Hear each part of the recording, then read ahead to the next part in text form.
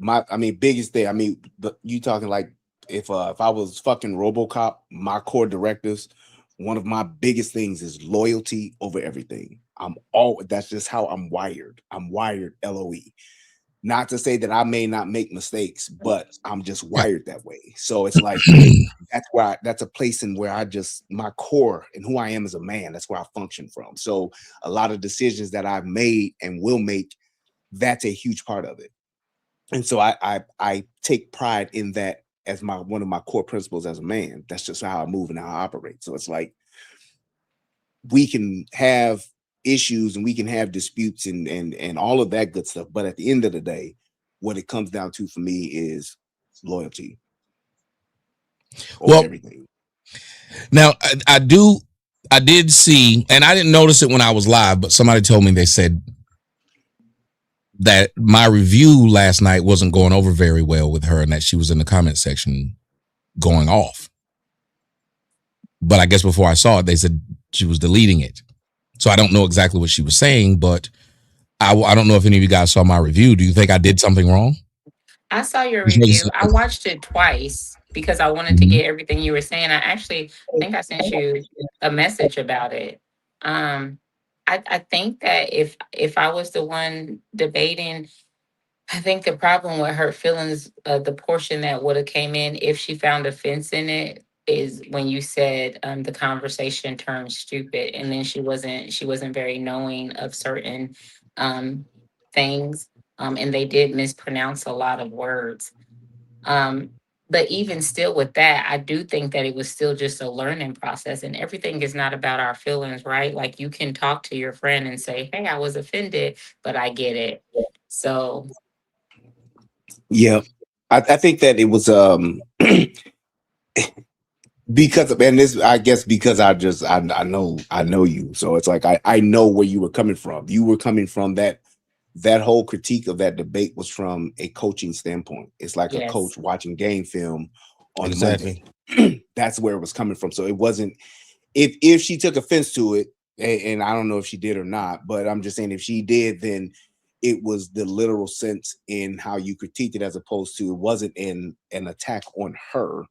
It was looking at the game film. And when it's like when you look at the game film, no matter who you are, and I saw a fucking video about LT today, dog. I almost sent it to you, but it was fucking hilarious. He was literally like, "You see ball, go get ball." I said, "This dumb motherfucker." But that's another conversation. But I think that he was just looking at the game film and critiqued it as such. It wasn't a personal attack. It was the overall, and I think the biggest failure in that was just the lack of moderation. It allowed the moderator fucked that up. to completely go off the rails. And you see that in debates when you have terrible moderators, how it just fucks up the debate and nothing really gets debated, and there's no real way to to judge it one way or the other because it was just so horribly moderated. So it was like, I think that's when what I saw from it. If I was critiquing it, I wouldn't have said exactly what you said, but I would have said a whole lot of what the fuck you said, because that's what I saw in it.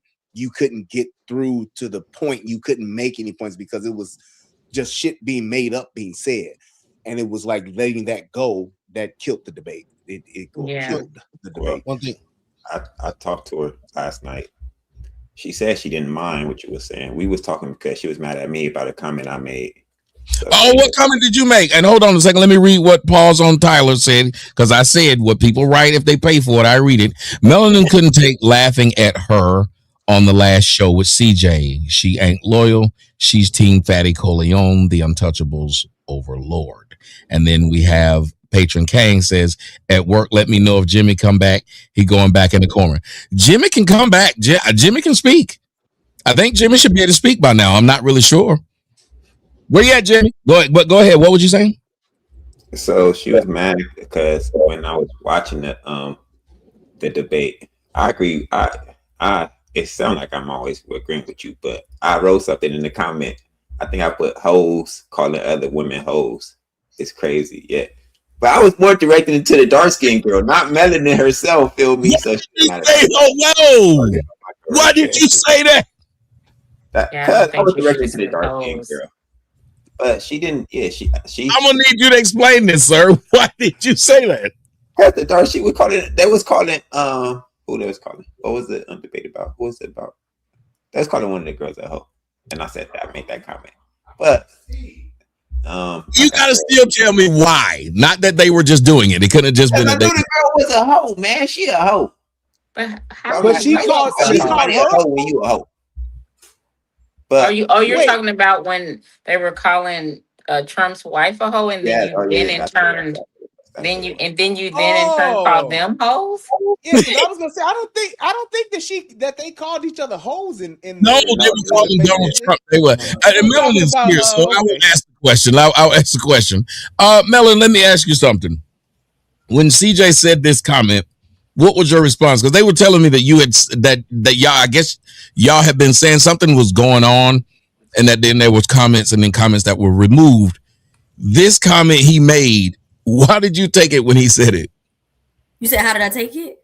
Yeah, when he said, I was offended, but I was offended because I sit with CJ. So, well, he said he was saying it just in general and not personal because we spoke to one another. But what did you mean in general then? I need to know what he meant. What is in general? What's I was talking about the other girl more than Melanin. But more than doesn't mean, hold on. If I hit you, if I was trying to hit you more than I was trying to hit the person behind you, and I hit you both, was I not still trying to hit both of y'all? I just wanted to hurt them more? That's a fact. But well, let's have the conversation. Let's have the conversation. I'm gonna go, Melanin. First off, let me ask you, because we were talking beforehand, and I must admit, I was a bit hurt by two things, and I had told you one of them before the show when he asked. St. James asked me to interview me when he was first doing interviews. I did it for him. He then asked me to be a part of his first panel show, which was on like a Monday. He had asked me when I was supposed to be doing my show. I did it. He then asked me, when do you normally do your shows? This is after I had already told him and said, you have a free invite. Pretended that maybe he was busy. I told him Tuesdays at 9. Fast forward, you told me, hey, I'm gonna be on his show, but his show should be over by 9. I sent you the message and said, you know, I still think it's kind of ugly that he would ask me when I'm supposed to be doing my show and then do the show on the exact same day. When the first time he did it on Monday. But cool. The 9 came, and people in my comment were saying, Melon is over there. So I was hurt by the fact that, one, if I normally, this is just me, how I roll. I can promise you if I tell you every Tuesday night, I'm going to be here with you at 10. I would not book something at 10. Every Tuesday, I would not. It's just my thing. My mama could ask me if I go do something. If even that was the case, she was like, can you come do, especially if she said, can you do my show? Well, no, I already got one. Can you do it at another time? Especially if you're just starting it. But on this evening, this man does this show. He asked me when my show is. I would have assumed even if you were to do his show at 9 o'clock, the show, hey, bro, I got to go because I already have a previous appointment that I've been doing for months now. But instead, I start the show. And everybody's saying, well, what happened? Mel must have fell out with Tommy. She's over there. She's not here. I can't explain it. I can't. Because I would have, for you or anyone else, this is just me, business-wise. If we do X, Y, Z, if me and Brian were doing, I'm sure Brian would feel the same way. If every Tuesday we were doing The Guru and the Whore at 9, and he saw me over on Cap Show at 9, and I'm finishing this off, he'd probably be a little, you know, and I have 2 reasons to be. Because one, I helped St. James, and he knows. I don't know why he would have done it. I then ask, you tell me, how should I look at it? How should I view it? Just a question. Can I say one more thing before Melanie go? Because I don't want her to think I was exposing our conversation from last night. I was going to say she appreciated you reviewing her video. And she was going to try to come up here, and I told her she probably shouldn't, just let you handle it. So that's what happened. So I don't think she was trying. kind of against you about doing a review. No, we're not getting to that. I'm just dealing with the first part of it. The first part that is second. That's something else. That is not even the case. I remember. I think I talked to her after the show. I said, this is what I said. I said we'll come up and discuss it. But I'm asking about that though. Okay. So I feel that you are, the way you're interpreting the situation with all of the information provided. I think the way that you feel in regards to it is valid. If it used to be on Monday and now it's on Tuesdays, that would definitely raise a red flag in my thought process as well. I will take ownership of being late because I think he gave me like a reminder, like 5 minutes before the clock, but I was engaging in the conversation with the women and we were talking about, it was one woman specifically, we were talking about how she was a single mother household raising sons. And it intrigued me, so I engaged further in a nice back and forth with her. But I guess to sum it up, the subject that we were in, it was something that I wanted to finish diving in. So I take full responsibility for being late. Second off, the review. Did you get a chance to go back and look at, first off, your own debate with that woman? So I didn't watch it until you were reviewing it because myself, I didn't like my performance, what I did. You know what I'm saying? I've had a couple of them prior. I'm not a big debater or anything like that, but just compared to the other conversations that I've had when it's one-on-one with the woman, I didn't like what I did. So I was just going to let, a week from now or something, days from now, it won't even be relevant. So I wasn't going to go back and watch it, because I knew I didn't like my performance off top. But then you reviewed it, so I tuned in. I couldn't stand my performance even more while you were reviewing it. Quickly, is it irreconcilable? Is that the word? Yes. Oh, shit. It's like irresponsible. Yes, like irreconcilable, irresponsible. English. Yes. Yeah. That's why I always tell people English is undefeated. It'll whoop everybody's ass. Everybody gonna get beat up by it. It just is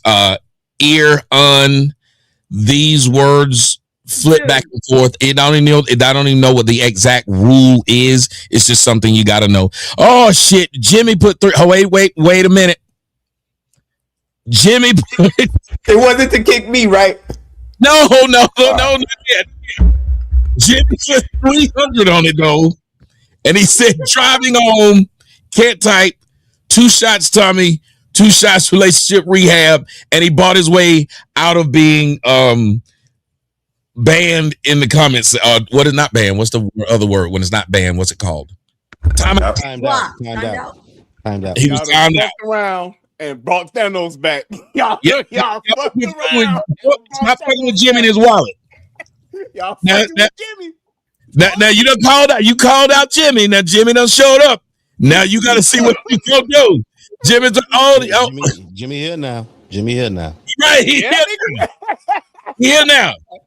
You called out. You called out Jimmy. This ain't what you want. Come on, How you doing, dear?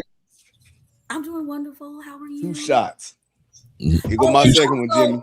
Also, I didn't realize you wanted me to read it. Like when I was just reading off the names, but I didn't realize in your. Well, you know it because I said, tell him. No, when I read it, but I didn't read that part of the message when I was reading off the names, like because people say stuff all the time.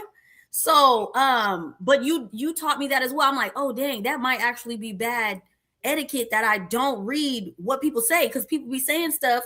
And most of the time, even when I don't usually have like the Cash App up, and that might be bad as well. Or I apologize. I don't want anyone. Well, not that. Let me tell you what it is. That's a good way to get more money. If people know, it's like I call it the Ron Burgundy effect. If they know you'll read whatever they pay for, look at Blanche up there laughing. If they know you will read whatever they pay for, you know what they'll start doing. Right. I learned something new. I promise. Yes.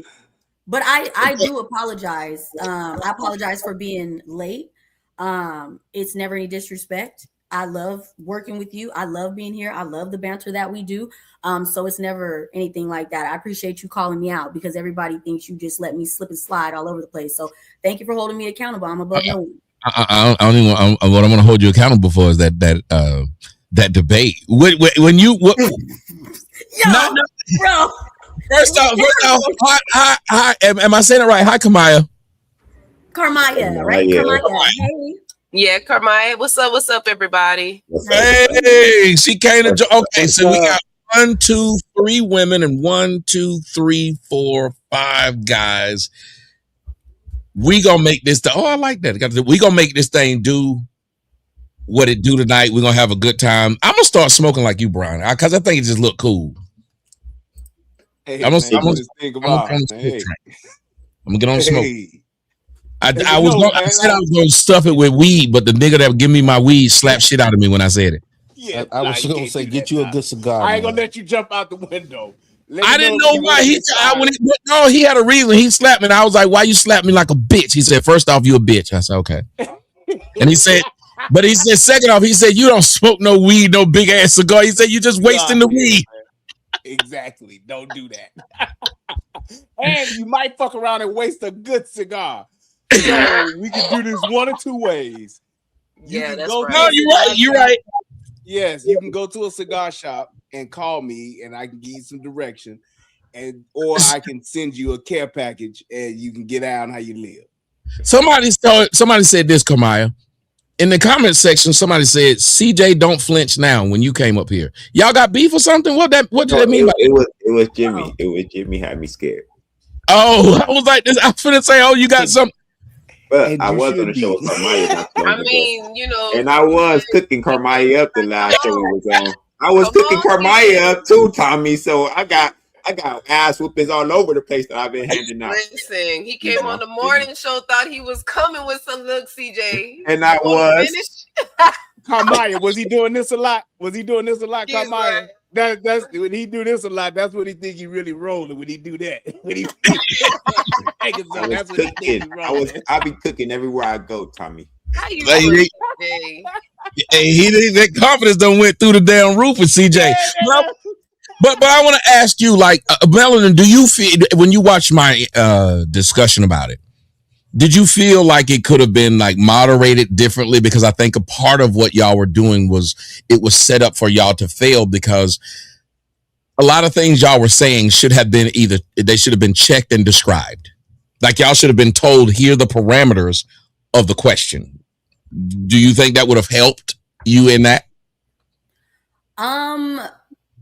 I would have to say yes. I think more of the style of the debates over there is more so let us handle it. So that's where, like I said, I want to take accountability for not doing what I was thinking. I think it's best to not read comments because sometimes comments will throw you off your game. You were reading what they were writing.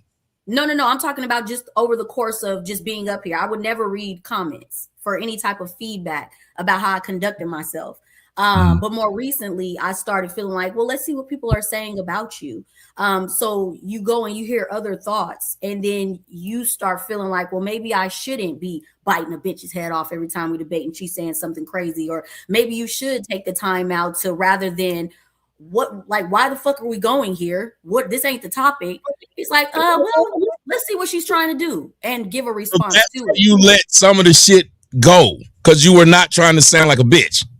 Yeah, because honestly, I don't understand I don't know. I can't really remember if I brought it up. I don't think I did, but I don't even understand how presidents got into it, especially the first ladies.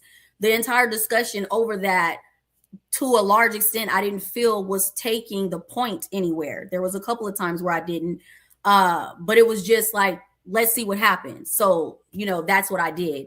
I don't consider myself an official debater whatsoever. I've done 4 so far, counting that one. That was my worst performance.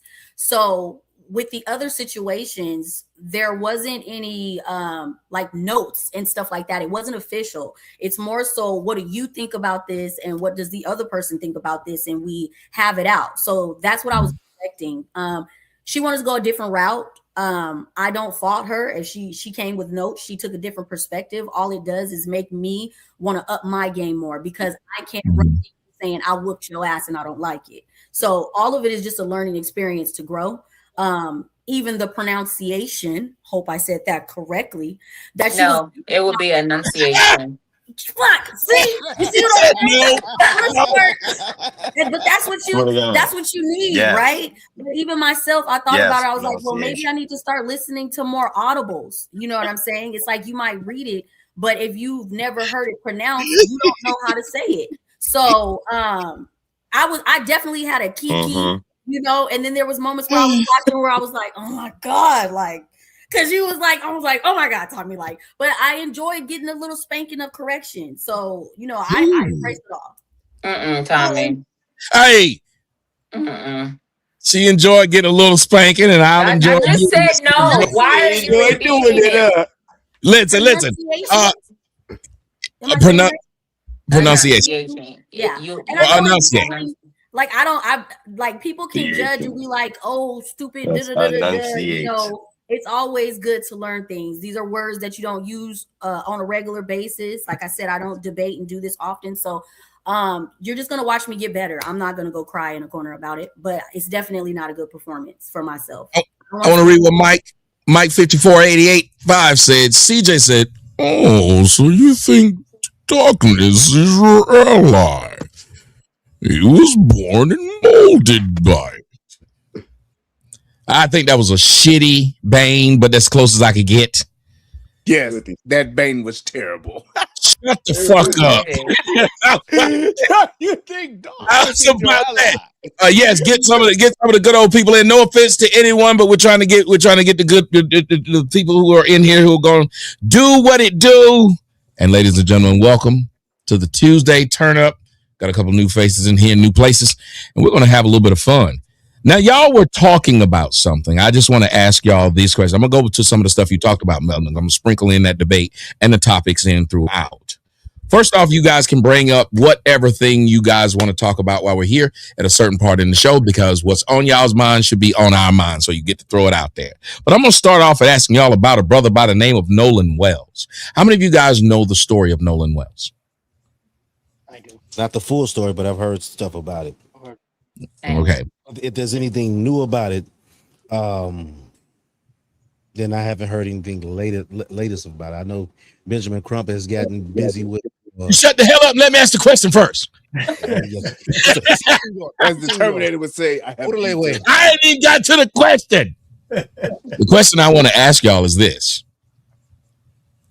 Black people have been resigned to believing that he was murdered and there was foul play by white people. As a matter of fact, they've called it racist and have openly stated, if you hang out with white people by yourself, you are unsafe. And the funny thing about it is, I believe take a nigger friend with you. I had when white friends, I had them when I grew up. I would take a nigger friend with me. I would not go with them white people by my damn self. My mom wouldn't let me go with them white people by my damn self. I had to have a nigger with me, and it had to be a real nigger because I was a soft nigger. I had to have a real nigger with me. He had to be a nigger named Jamar Quavius. He had to have can't have both his parents. He had to be a real nigga, and we could only go. So therefore, I understand that, but I also understand that I'm being a bit racist. Because imagine if white parents had said, oh, you can't go hang out with all those black guys. Does this Nolan case and black response to this and many other, does it show the open bigotry that blacks are able to get away with? Or is there a real true concern that blacks are being mistreated by whites? So we're going to start off with the young lady who's new, Carmaya. Do you think blacks are allowed to be open bigots, or do you think blacks are really concerned at what whites are doing? I believe that that they are pretty much being bigots. I'll say that much. Because when you do put it on the other foot and you give it give this same situation to a white person, and the white person is the one that's, you know, saying the things that they're saying, like, oh, you know, this is why, you know, I don't go into black neighborhoods, and this is why I clutch my purse whenever I'm walking around black people, or this is why, you know, I don't like going to the mall at this specific time, or walking at night at dark, you know, during the night or whatever. Like, it's like you want to be pissed off when they say it, but then it's okay for us to say it. But you want to say they don't have a reason to say that, yet our black neighborhoods are the ones that's causing, you know, all of this chaos a lot of the time. So it's like, I get what y'all saying, but at the same time, like, you gotta be willing to say, you know what, that just makes me racist. Like, I don't trust y'all. I don't trust y'all. And these are my reasons. And yes, I am racist. Like, just fall into it. Like, instead of trying to fight against what it really is. I like it. She said, hey, accept what you are, be what you are. Blanche, I'm going to give you an opportunity before I go back to my regulars. Blanche, I saw you shaking your head. What are your thoughts? Yeah, you know, black folks are racist. What I find interesting is, you know, growing up in the black community, shootings and gang violence and drugs and dope and all this stuff going on and drive-bys. I don't know how any black parent can fix their mouth to say that your black child is unsafe with some white kids. That is absolutely insane. Nolan Wells had a black friend with him. His black friend left him. So is he wrong? Is he a sellout because he left Nolan? I'm just saying, if Nolan went off with a girl, just think about this for a second. Why would guys stay around?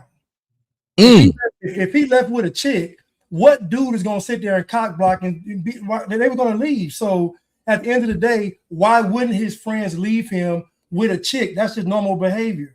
And as far as somebody drowning, I mean, do y'all understand how drownings work? When you go sink to the bottom and then the gas is and you sink, you raise up to the. Y'all understand that when people drown, they may be down there for hours and then come up later, like when they searching for the bodies.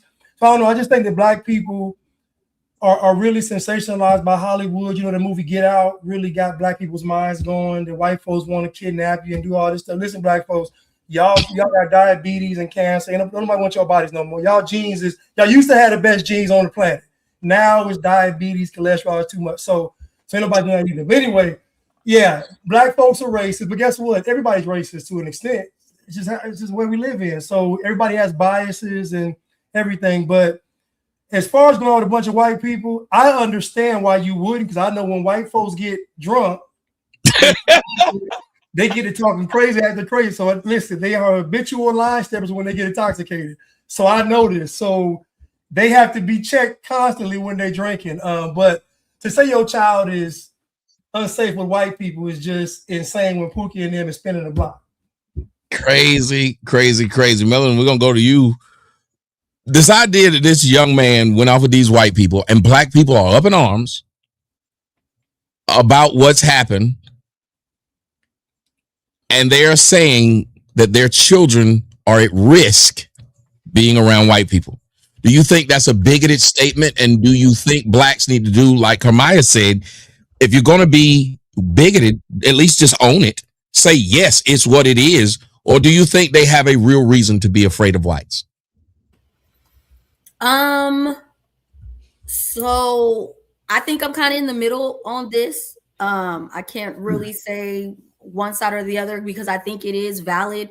We're hearing several situations where when you are black and it seems like the friends are white, there's something going on or something happening, someone being unalived. But on the flip side, I also feel that you can have a great experience with them being your friend, being around them. There's been situations where they've helped people in our community. I just can't say that I would say that it's a standard. Oh, geez. Brian, I'm going to you, but while we're going to you, Brian, I need you to do me a favor. What's that, brother? Need you to look at the screen here because I'm going to share something with you as you're going to be allowed to discuss this because apparently this just happened and my man's son threw $20 on it and he wants you to discuss this. Family calls for justice after evidence tampering charges filed in teens drowning. The family of Daniel Irving, an 18-year-old who drowned in North Texas lake in April, is calling for justice after two teenagers charged with tampering with physical evidence in connection with his death. Tamika Irving, joined by their attorney Ben Crump, there we go, said during a press conference on Tuesday that her son received partial justice, that the arrest of the 19-year-old and the 17-year-old in connection with the case. Daniel Irving, my baby boy, he liked to go by Mike. What the fuck? Anyway, so this is a fight for Mike. He was an outstanding young man and he never got in any trouble. He was like my guardian angel. I'm tired of them talking about their sons like this.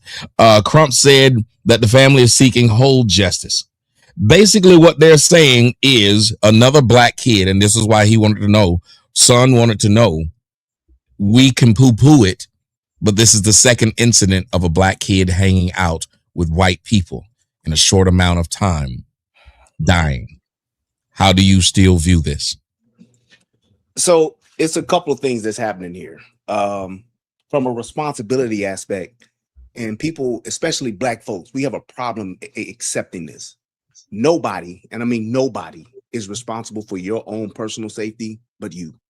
Just because one nigga go out with a group of 2 or a group of 22 white folks don't mean that they're responsible for this nigga's safety and responsible for bringing him home. Why we have that concept that white folks are supposed to take care of us and look out for us, I have no fucking idea where that came from. The other thing is that niggas don't understand nature. They don't understand how a lake works. Lake Michigan is one of the deadliest lakes in the fucking world. What the fuck do you mean how a lake works? What do you mean? There are at least 15 to 20 niggas that die in Lake Michigan every year because they don't understand what an undercurrent is. They think that they can jump in the fucking water off the boat because they balling, because they partying. They think they can jump off the fucking boat and they think they're going to be fine like they're in a fucking swimming pool in somebody's backyard. Undercurrents will take your ass and sweep you out just like that 20 miles out into the fucking lake. And if you can't swim, just because you got on a fucking life jacket, don't mean that you're gonna be just saved. I don't understand why people do this. And I'm telling you, in Chicago, they do it every year. There was a chick last year that went viral talking about she was such a sweetheart. She was so lovely. She's giving you the shit because all niggas that die are the best niggas ever to live. And it's like she was on a fucking boat at a having a yacht party, and this stupid bitch literally jumped into the fucking lake. And she got swept the fuck off and she drowned. And if you don't understand how that works, you're going to die. Now, I do think with this boy here that actually died, whatever his name is, I believe Daniel, that's some bullshit. AKA Mike. No. They said the two kids were arrested. But and I want to read what Son said. Son said that comment wasn't for Brian. I'm not saying it was for Brian. I'm saying you sent it to me about the story, so I wanted to let Brian give the first crack on the story. But thank you for the other $20. I like that. I like money. Thank you for making yourself clear. But I like money. But the thing is that when stuff like this happens, it's like people do stupid shit, especially if they don't know how to handle a situation. Just like the thing happened with Kanika Jenkins. That shit went down and they knew something had happened to that girl, and them motherfuckers acted like they didn't, and they returned her cell phone back to her mama too. And them was all niggas at a hotel party. So it's not a thing like that, but I do believe that with this other white boy, with this other boy, that they actually did something or something happened and they witnessed it and just wasn't able to save him or whatever happened. And I say that because young people, I'm talking about anybody that's under the age of fucking 25, they don't leave their phones for shit. They'll leave their keys. They'll leave anything else that they got. They'll leave their mama. They'll leave their fucking kids. They'll leave whatever, but they don't leave their phones. If I'm going to fuck a bitch in the woods, if I'm going to mack a chick down on the lake, I'm not leaving my phone. And the fact that they had their phone and the fact that them motherfuckers' parents lawyered up like they did, them kids may not have done anything to him, but I believe that they witnessed or got a good idea of what happened to him. God, dog. Okay, I'm going to pass it to you, my man, Mr. Fantastic. I got to ask you a question. Somebody had talked to me last week and said, Joe, I'm all kind of coons, of course. But she said, how is it that they going to bring back the boy phone and not bring him back? That lets you know something wrong. And I was like, well, first off, because they can ping the motherfucker's phone, they can't ping the nigga. I believe if they could have pinged the nigga, they probably would have got him too. But that was just me. Go ahead. Go ahead. What's your thought? Yeah, man. Hey, shout out everybody. Yeah, man. It's very, very unfortunate. First and foremost, God bless the dead and whatnot. But yeah, man, as somebody that's been around white people a lot, bro, again, I think it's a recency bias thing due to the Carmelo Anthony situation. So now every situation is that on the black-white dynamic, of course. Niggas only care when niggas die when white people are involved. Again, they just killed how many people on the 4th of July in Chicago? Niggas didn't care. They just had five Tommy, you heard about the shit that happened in East St. Louis? What happened? It was like an organized hit to where 5 different family members were killed. 7 people were shot at 3 different locations. Niggas don't care. Niggas ain't talking about it. Illinois just shining real bright right now. What was that? Illinois is shining real bright right now. Hey, man. What was the stats? Hey, the kids, the dogs, everybody dying. No lying. They killed a 74-year-old grandma. They killed 2 chicks. And listen, bro, you see what I'm saying? Whenever that's some movie type shit, that Mr. Fantastic. This was a game. Like they basketball stats here. I didn't know niggas. Listen, wait, was this a gang that did this? It's two teenagers, 15, 16-year-old, 16, 17-year-old. 2 minors are in custody. Yes, Melanie. I think I did hear about it now that you said that because it was kids, and that's why I was like he said. When did niggas get coordinated like this? Exactly. Hey, Tommy. Hey, these niggas. Hey, this motherfucking Call of Duty nigga. We gotta start playing video games. Them niggas threw up a couple of UAVs and knew where everybody was. Hey, Brian, these young niggas ain't playing. So they had a triple double. Yes, nigga. I'm checking my bushes every night, nigga. I put grenades in the bushes, nigga. I put fucking landmines. You ain't getting me. But no, very unfortunate. Like you said, though, right? So think about that, though. The same family died in the same fucking weekend. That's unheard of. That's unheard of in Chicago, nigga.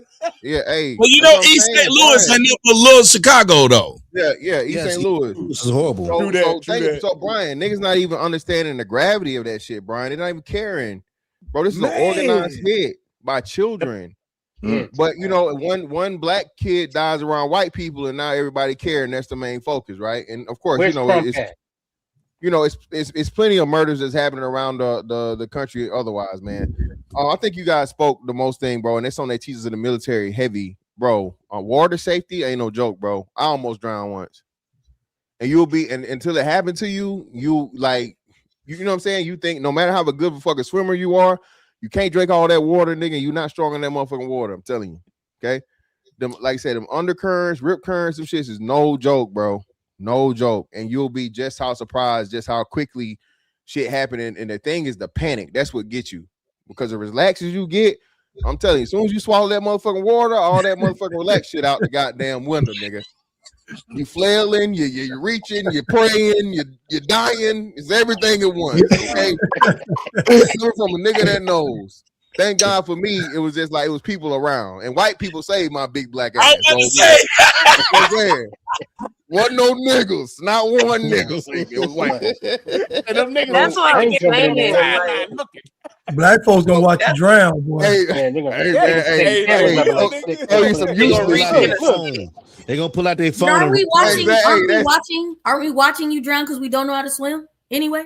Well, Melon, that's what I'm saying. I don't think it's a fact of not knowing how to swim. It's just like trying to save a person that's drowning is dangerous, right? It is Mhm. dangerous. So a lot of times they'll tell you in training and lifeguards, you let them go out if they have to go out, and then you resuscitate them after the fact because people are like you're in the process of dying. So that's wait, a big let part. them like basically drown and then save them later. Yeah, that is training that they give people. Rescue swimmers. I worked on Hilo, so rescue swimmers was a big thing. So these are dudes that swim for a living. And if your ass motherfucking do too much fighting, all right, well then you finna die for a minute, and then you will get back on CPR. Yep. Right? As a lifeguard, they trained us to do that. They said if they're fighting you to where they're pulling you down, you break free and you let them drown and try to resuscitate them. Than doing that because they will kill you while you're trying to save them. Yes. And they even taught us how to punch somebody or to hurt somebody to try to incapacitate them to try to save them if they're fighting too much. Wait, you punch a nigga while he drowning? Hell yeah. Yes. Because somebody's flailing around. Hey, you want to die temporarily or you want to die for good? Yeah. What you punch that motherfucker in his face. Wait a minute. What if I'm one of them niggas on the shore watching this and I'm filming and I see your you hit, they tell you they killed him. Oh my God, he punched him in the face. Fuck in the face. They say hit a motherfucker in the face because most people, when they get hit in the face, first thing they do is put their hands on their face. And they say if you need to do that to get their hands from fighting you and struggling, if you hit them in the face and try that to keep them from pulling you down or to grabbing a hold of you, because there's a certain technique that you want to grab them by if you're trying to save them. And if they won't let you do that, then you got to let them go. Yep. There's a lot of violence in what y'all saying. We can talk about it because remember, what was it? Was it Malcolm Jamal Warner? Remember, same thing. Yeah, he just water safety is a real thing. Niggas get in that water and think. And you know, the funny part, me and my daughter talk about this all the time because I'm not a good father. I'm gonna throw this out there. We had went to Florida, and then she was little, probably like 4, and she said, "Let's get in the ocean." I cannot swim at all. What did I do? Grabbed her, walked in the water. It got up to the waist. They said, "Can we go a little farther, Daddy?" Well, I can't say, no, I ain't no bitch. So I go down, it's at my titties. So y'all know my titties is basically at my navel, so it was still pretty low. Now, so I'm walking. So I got this thing all the way up to my neck. And I couldn't feel the thing anymore. And I couldn't feel the bottom. But I walked out. But I thought about it. If I had gotten just a little pool. Yes, you gone. Just like that. Just like that's why you don't. If you can't swim, you shouldn't go waist deep. That's your max. Yeah, you shouldn't even go waist deep. Yeah, it's like when you go out there like that, because literally people don't even understand that there are trenches out there. Mm-hmm. So you can be walking and you can be out there and you can be standing in a spot and be fine. Take 2 more steps and then there's a 8-foot drop off. Now, how deep you say you shouldn't go? Waist, not even waist if you can't swim. Shouldn't be above, right? The water should get above y'all into it. Probably knees and thighs is like the max. Y'all remember when we said dick deep? He said, "Why does nobody ever say that? Like, why does nobody ever say that? Don't go dig deep. Yeah, dig deep is your limit. Yeah, as far as I'm going. Yeah. But I'll say this time and then pass it on. You know, it's crazy. Again, like I said, we know unfortunately, most black people, you know, die by the hands of black people, around a whole bunch of black people. Remember the case of that girl that went to Mexico and they severed her spine or her neck? Ooh. You know what I'm saying? People forgot about that. You know, they literally beat that girl like some crazy shit. You know what I'm saying? And again, man, but now, you know, it's the white folks involved, so everybody got to be scared and be concerned. Beer gang. Oh, well, no, Corey. What is that? Niggas do something, whites do something, but it seems like we're saying there must be a fear of the whites. There's a bias, right? Because they try and go hard because it's first of all, it's white people that did something, right? That they think. And then also it's a rush to judgment. Because if you think about it, even with Kanika Jenkins, was Brian brought up earlier, They rushed to judgment. They Sure did. harassed those kids, and they really was trying to fight them. They was trying to find them kids and fight them kids and hurt them kids because it was a rush to judgment. We haven't even got all the facts of this case. I don't know if there's an autopsy that has been done, and even if an autopsy has been done, the family does have the right to go get a secondary one and come to the same conclusion. Even with the one where the guy hung himself down in Mississippi, what did they do? They jumped to conclusions. Right? Then they say, don't bring your black children around them white kids. Well, what if them white kids don't want your black child around them? Because they know that you're gonna blame them anyway. What if they would this shit is becoming crazy.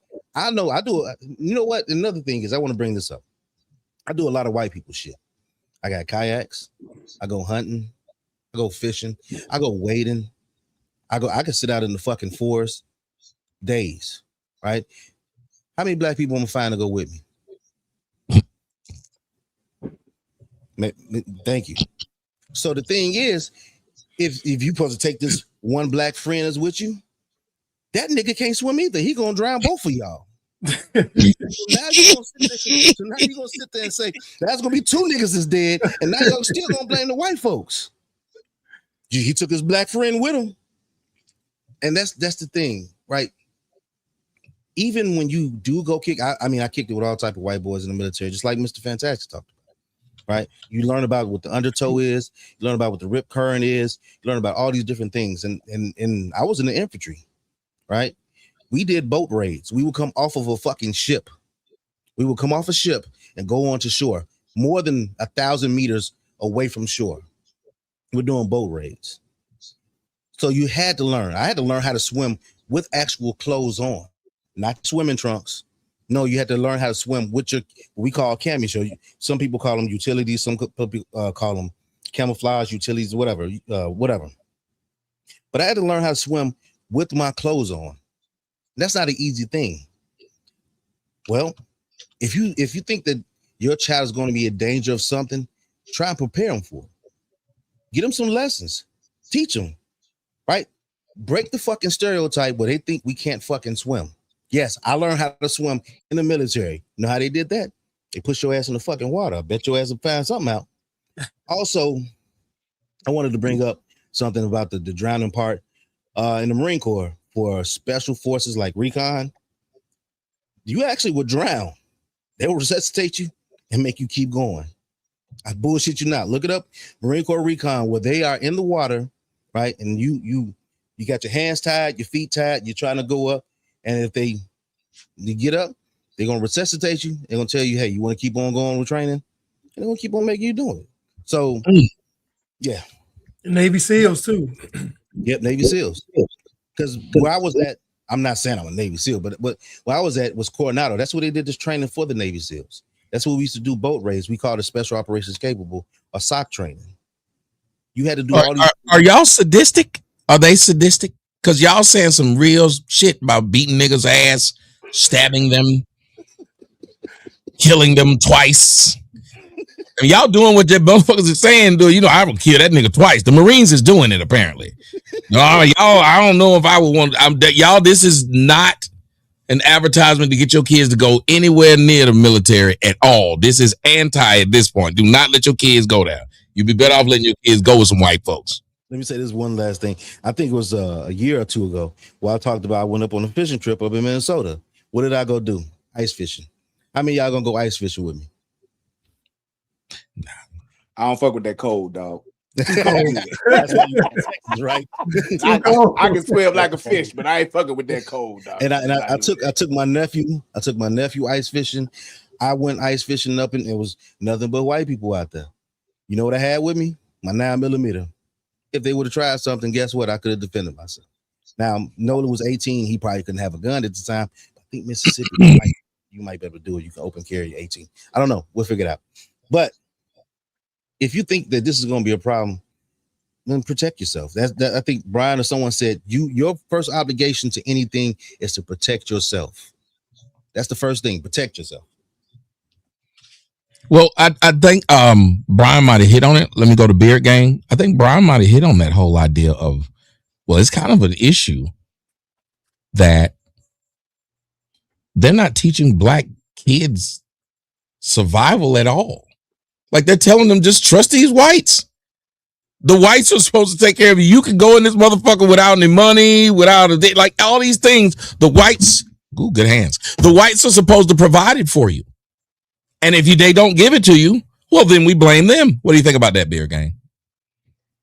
Man, I think that this whole thing is just crazy because every time something happens to us, all you see is Ben Crump and Al Sharpton. Before it was Jesse, or Jesse gone, but it just seems like another prop up. It's not even anything. Go It sit looked down. like it's just they want us to go to war. Go sit. As you see, there was another guy. I think he drowned. He went missing in the woods somewhere a couple days ago. And there's always people missing, people drowning, and then the Carmelo Anthony thing. They want to Mm-hmm. trigger us. They do want to trigger us, and Yeah. I have no idea what it's going to take. But we are strong. But I don't know what it's going to take for them to trigger us to really jump out there like that. You know what I mean? So you think they're trying to trigger us to do what? Go to war, to have a race war. Yeah, right. That ain't gonna work. That's what I'm saying. That ain't gonna work. Because we already had a race war with each other. We I killing don't each think he's other saying it's every going day. to work. I think they trying. I think there are some people. I think in a sense he has a point to where there are some people that want to start something. I ain't saying that we're gonna do it or we're gonna fall for it. But there's some Michael people out there Jackson want said the same thing.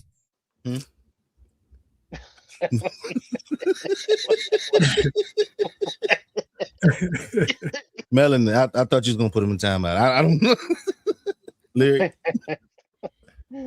Oh, I man, don't that's think funny. he's doing anything too bad right now, so he's good. Well, he did. But, But so you think that's a real thing? Like that they might be they might. trying to push. I think there is a division being pushed. I really do. I see it. Yes, they're absolutely What doing they're that. trying to That's what get it's. out of it, I'm not sure exactly because I'm with Blanche. Like if one ever started, we would get that would be the boot versus the ant. I don't think we'd last long. Nope. Nope. Because they're It's a waiting for thing to us. where It'd be they like want Not prom us to night, even Tommy. be. not even 24 hours. Tommy, it'd be like No, prom night, I Tommy. agree. It'd be about Well, 2-3 puffs. That's it. It's always a wrap.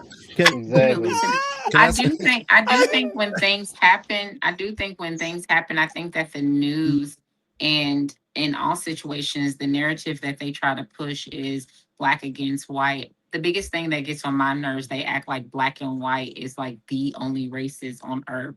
So anytime something happens, they are acting like, oh my gosh, this black person was put in this situation with whites and the whites wanted to get them.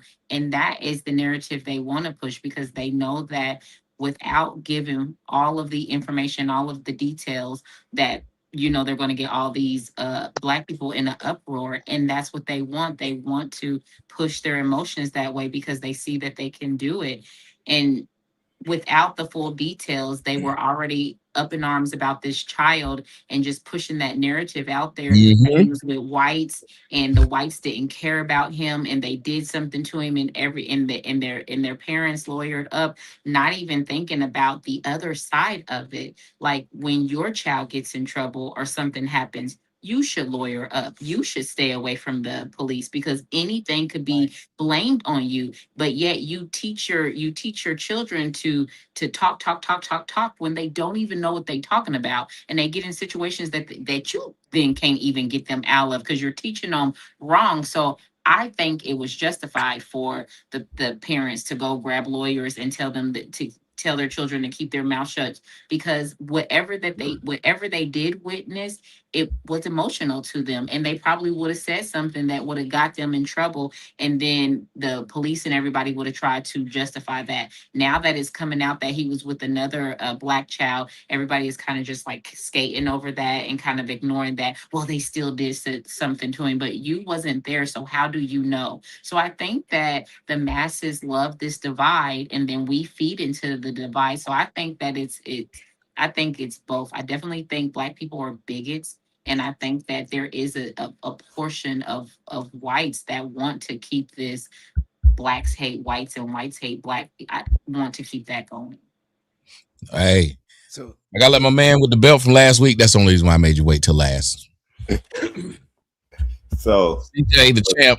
CJ, we have a situation here where you heard about that young girl, Bree. I think you were on the show when I did it.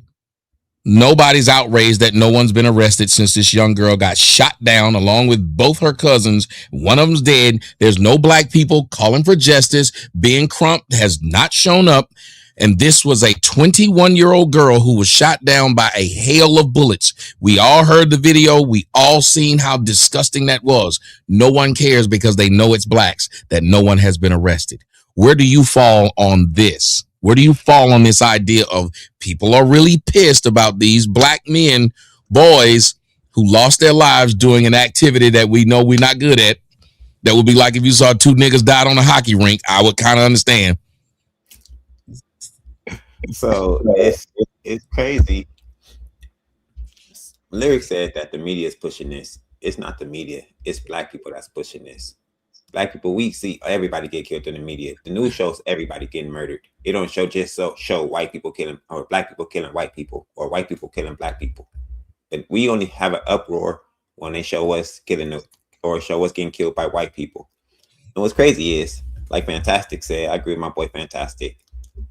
We do it to ourselves all the time, but we got a problem when this one, like people get killed all the time over anything, but we're gonna make it about race every time we see a white person kill a black person. That makes zero sense. And we keep claiming how racist white people are while being racist at the same time. But you know how white people display their racism? In silence, in private. They do it the right way. Black people be doing our shit the wrong way. We do our shit in public.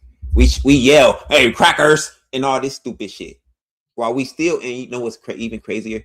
We'll still hire a white person before we hire a black person. Yes. So our racism is after all this saying that black people, we need to worry about being around a bunch of whites, we will move in an all-white neighborhood. So our racism is even more backwards. We'll say racist shit out loud while still doing business and doing everything with the white person, putting them ahead of everybody. While their racism, if they are racist, it's the right way. They'll say everything you're supposed to say in public while being racist in the background. And that's how you're supposed to implement racism if you're going to implement it. You're so fucking dumb. Look at CJ. What? Did you take notes? Did you do like Rose? Hey, I had to think for a long time since you made me go last time. I was holding out for a long time. I said, man, how long I remember this? Ask a question and CJ go ask Chat GPT. I know what you're doing. GPT taught me how to. All right, y'all. I gotta get to the question that everybody wanted to ask. Everybody want to talk about this. I'm curious about this one. This is a real deep one. I would love for you guys to talk about it. They asked about sexless marriage, and they kept talking about sexless marriages. What is the cause of a sexless marriage? What can be done to fix a sexless marriage? Can a sexless marriage be fixed? Well, the cause is marriage. Don't get married. But they're saying, like, they were saying, apparently it's this thing. I didn't know it. Apparently there's a lot of guys complaining. They're saying guys are complaining about being in sexless marriages. Brother in the comment section said it as the show started. There's a lot of guys in sexless marriages. Fantastic, since you jumped in there. What do you think is the cause of a sexless marriage? Society, feminism, just the thing as to where women are being women, right? So women understand that, again, every relationship is based off of sex, men's access to sex. He don't give a damn about your personality. He don't give a damn about none of that shit until he get that pussy first, okay? So men deal with women off of sexual desire first, and then if she's a good enough person, she's interesting enough, she shows herself to be trustworthy and you know, all these different things, good traits. He takes that woman serious, and then they get into a relationship, and that develops into a marriage. The problem is women are going to women. Women are selfish, women are extremely manipulative, and women understand the power of sex at a very, very early stage in time. So being that they know that the man is now in a contractual agreement, the most unfair, lopsided, ridiculous fucking contract of all time. It's the only contract as to where the parameters can change you know, during and after, right? Even with you know, prenups and things that are supposed to have protection, and they just be completely thrown out.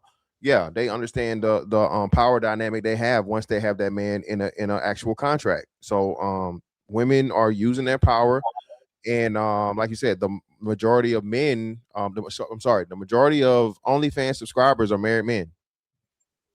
I think they said it. Yes, that's a fact. That's been proven. Yeah. The whole sex industry is mostly Yeah. married men. Yeah. Married men. Yeah. Can I say something? I definitely agree. No, nigga. Oh. I'm go ahead.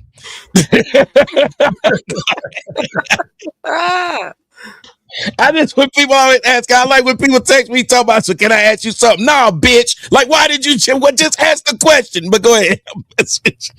I don't even want to ask. Yes, you do. I think I agree with Mr. Fantastic. I just want to put another side out there. I know I'm gonna get yelled at, and that's okay. I'm ready. As long as you're ready. Okay. I agree with you, and I agree with the selfishness of it, but I also believe that there are different depths to the marriages. And outside of, the women that are being selfish, there's other things that come into play that that it that takes sex away, i.e. death of a child, or if you guys are like busy and you just don't make time for each other, and then you realize you haven't made time for each other because you're living a married life, but you're also doing things that are separate from each other. And I don't think either party is being selfish. I think that they're just not communicating well. And so I think that there's just different depths to it. Well, but if the guy, what we're saying is, when you say sexless marriage, we're not saying like they accept it. But what if one still wants the sex and is not getting it though? Like death in the family. Yeah, that is absolutely selfish. I don't think either party should get married and refuse the other one. Whether it be the male or whether it be the female. I think that is quite rude and mean. But I could be looking at it different. No, you're not. It is rude and mean. I know Kamaya's married, so I'm gonna go to you. Your husband say he want it right now. This show is on, got good numbers going. What's gonna happen when he say, look, I'm trying to, them cheeks need to be beaten. What happens? Bye.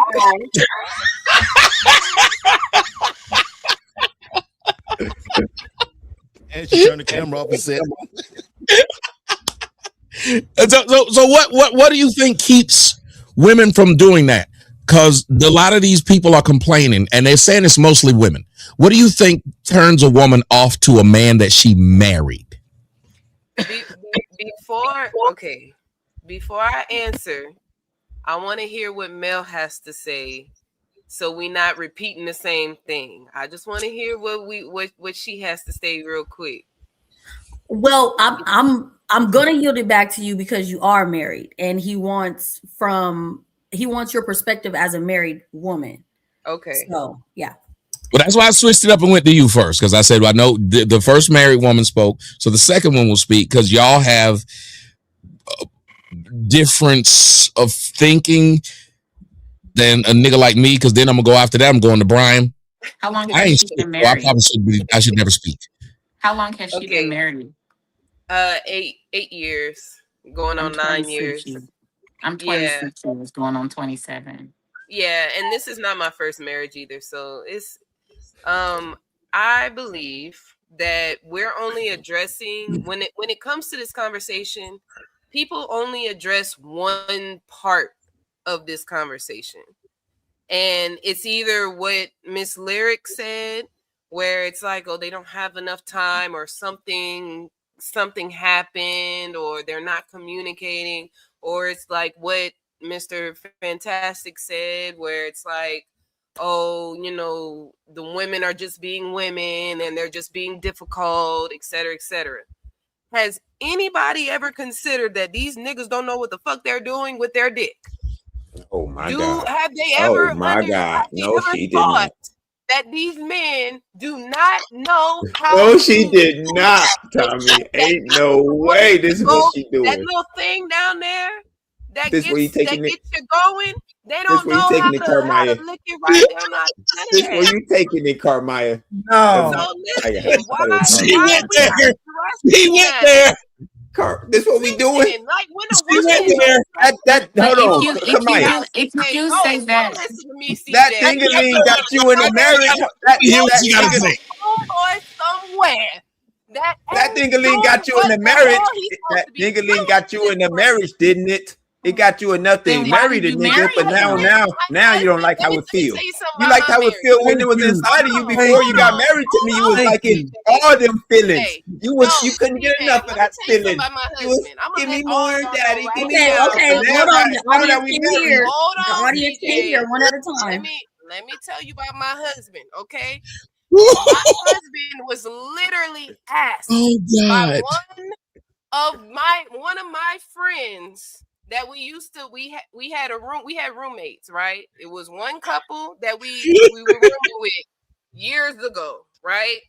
She asked my husband to talk to that man, to her man, and see if he could teach him some shit because he ain't doing the shit right.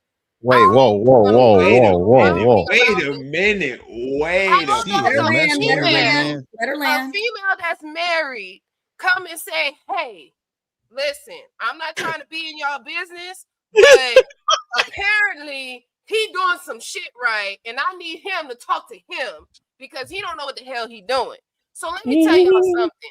When we address this subject, when we address this topic, all right, let's address it from all angles, okay, baby girl. I need you to get up out your feelings and go put your mouth on that thing. I need you to go throw it back for a real one. Sweetheart, I need you to get some lessons, honey, because the hole is not there, all right? The hole is up here, all right? I need you to lick. You lick the ball. You don't lick the lip. You lick the ball, baby. You get the ball right there. The little You don't tiny want to piece get right cooked. there. Oh, That's I what see you what's do. happening. You don't want Y'all to get need a you don't help want these to get brothers. cooked, I so don't you know just what gonna the keep hell rambling. going on. And y'all want to be mad because these Keep brothers rambling. live. Go ahead, keep Oh, I rambling. don't want to lay with this man. It's not Yep. pleasurable. You married him Are you though. done? Do you not? Are you Do you done? not Married want him someone though. to Are you respond? done? Yeah, why? but Are how you can Why was done? you these married? things be Yeah, Are you right. justified done? if you It's married not. And him? then take Okay, out the hold trash. on, Carmine. You gotta let CJ rebuttal. Okay, go Thank ahead, CJ. you. I'm sorry. Just because you talk a lot don't mean you're gonna be right. Now, why did you wait till you was married to tell this man how to have sex with you? That makes zero sense. And then why? And then you over there telling your friends that your man blowing your back out, and you letting her talk to your Yep. man, teaching him what? No, That's what you.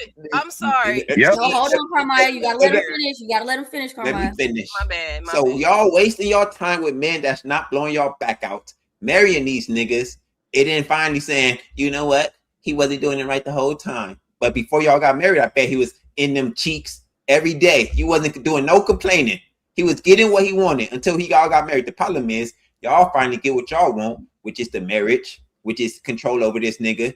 Now you don't gotta do much for him. You don't want to give him no cheeks. You don't want to cook for him. You don't want to cook clean for him. Nope. Y'all don't want to do anything for the man. That's the problem. It ain't that his dick didn't work. His dick was working fine. Thank you. Give that man I a round of agree with applause. CJ. You said a whole lot of Thank nothing. You Give said a that whole man a lot round of of nothing applause. at Thank all. you. Hold on, CJ, round two. Maya, hold on before you go. Oh. Before you go, I don't know. CJ might have been. I agree with Right, yeah. CJ. Give that man a round of applause. Yeah, give that man a He round of might have been applause. cooking. He might Yeah, have been he cooking. cooking Go right ahead. now. nah, he Chef wasn't cooking Boyardee. shit. He wasn't cooking a damn thing. Chef Because I'm telling you Boyardee. now, how Hey, That's I'm Chef with you when Boyardee you're right right. now. That hold nigga was on. right. Hold on. How is it that these Yeah. pookies, these men that ain't got shit to their name, can take them females that y'all complaining about and have them on lock? How is But it? why would you Oh, marry a because Yeah, they why Because know would y'all what yeah. the stupid. hell they're Hold doing. on. Let her finish. Let her finish. They know what they doing in the bed, and y'all asses don't. So So all why is y'all marrying the niggas that don't know what they Hold on, Carmine. doing? You asked a CJ, question. let You asked me him a question though, Carmine. hold You did on. ask a question. Land How it. is it that these pookies and these Ray Rays can get the Oh, damn job here we done go. and don't require shit? Here we go. Look, these They're women fucking is not for a telling them, job. hey, you They gotta need pay a me a place to bill or stay. nothing. That's they Oh, they it's Yeah, fuck great. with a listen. child. Listen, You know let that's me just hold on. right. Tag me in, Oh, goddamn it. Tag me Do homosexuals. in. you Tag know me what in. vetting Fantastic. is? Tag me What- in. all right. Listen, baby. Listen, baby. Homosexuals. Listen, baby. Motherfucking resident Scorpio, motherfucking professional pussy. Please over here, baby. I ain't never struggled. Oh my God. I ain't never Oh my struggled. God. We secure over here, baby. You know what I'm saying? Tall, handsome Word chocolate, up. the real THC. Don't motherfucking play with me. I get tired of y'all acting like the only niggas that's real fuckers out here is the fucking Pookies and Ray All Rays. Get the these fuck street out of here, niggas. shawty. All right. Fuck out of here. I give bitches addictions, okay? You hear me? All right. And you know how I we hear you, spelling it. Mr. Fantastic. I hear So, Yo, you, so Mr. yo, y'all she gotta must ain't stop. never seen the movie Nerds. Yo, But, y'all, yo, she y'all must ain't gotta never seen the movie stop. Hold Nerds. on, hold Hey, on. Larry, Fantastic not I done. think Hold on. no, Let him real land. quick. So a lot of the times what you find out when you really do this shit for real, most women don't even understand their own motherfucking bodies for Thank one. you. yeah, that's right. Thank Okay. you. That's another. A lot of women don't understand their own Thank motherfucking bodies. And if you marry a nigga that's not satisfying you from the get-go, you set yourself and that man up for failure. Okay. So again, baby, it's on the woman because before she motherfucking signed that contract, she could have told that man how she like to have it thrown back. You feel me? So listen what we talking about here, man, baby. Listen. First and foremost, all right, us secure niggas, all right, know how to drop some good dick off too. I'm sorry. Great. Okay. Tony the Tiger type shit. You feel me? So y'all gotta stop playing with this shit, man. Like the only niggas that know how to motherfucking get to the bottom of that pussy is these motherfucking drug dealer, killer, gorilla niggas. I'm done. Do anybody else Excellent want to get in job. there? Wait. Anybody else Excellent want to get job, in there? fantastic. Okay. So Hold on. Let's real And I- let's quick, listen. Hold on, real quick, Carmine. Yeah, Lyric, and I you tried wanted to to say say, something. Hold on. Let Lyric speak. Let a lady. She been I'm trying to let say Lyric go, but he must have said, hey, CJ, I don't know what it is. Miss Fantastic might have been saying something that she felt because she got quiet and say, okay, you're Super right. quiet. She let him land. Hey, no, go It was ahead. the dark skin. I don't know why they treat me like that, Tommy. Oh yeah, because you have dark I'm skin staying out too. of My this. bad. I'm I don't staying know. out of it. Go ahead, Larry. I don't understand, like, when you're dating somebody, there is also there's vetting, right? So you're talking to them, you're getting to know them. When you got a lot of people don't enter into marriage without sleeping with them first. Like we don't really have that type of humbleness to us anymore. So why would you even marry somebody that you were saying is not, like Mr. Fantastic said, pleasurable in the first place? And then who is Pookie and Ray Ray? Like, why do they have to be drawn in? I'm just saying, why do they have to be pulled into this? Because what if that's not what you're going for? Why even bring them up? so okay. So let's be clear. Yes, we understand there's women out here that will lay with these men, but when you're talking about those few times before marriage. So women could want quickies, they could want to just be hitting it from the back or whatever. They could want certain things before they actually get into a marriage. When you're in a marriage, especially as long as you said, you're going to want versatility. You're going to want something that's going to be like where you're not doing the same thing over and over and over and over and over again. That stuff gets dead. So you're going to want to know, like, okay, is this person spontaneous? Is this person open to different things? Is this person, like really a freak? You can't really vet that before you get married like that, because a lot of times people are not waiting 10 years just to get married. Those are like those, smaller cases where women are engaged for 10 years and, Well, I hope no 5 one's years or staying whatever, engaged whatever. that long. Yeah, I hope no But one's staying engaged that long. But there are so many different levels of stimulation. Also, sometimes people might not be pleasurable physically, but they're going to stimulate you mentally. There's so many things that can happen that's going to play into that.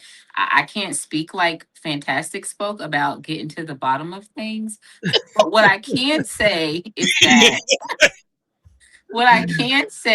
that there you are going, once you truly, if you really want to know somebody and you truly get to know them, a simple touch on the arm can send you places long before you guys get to the bedroom and your clothes come off. So I think that I'm misunderstanding like where you're going with your point. Yeah, I'm pretty much speaking straight to the sexless marriages. I'm talking about sexless marriages as well. Right. I'm not talking about intimacy that can lead into the sex. I'm talking about the reason why there are sexless marriages.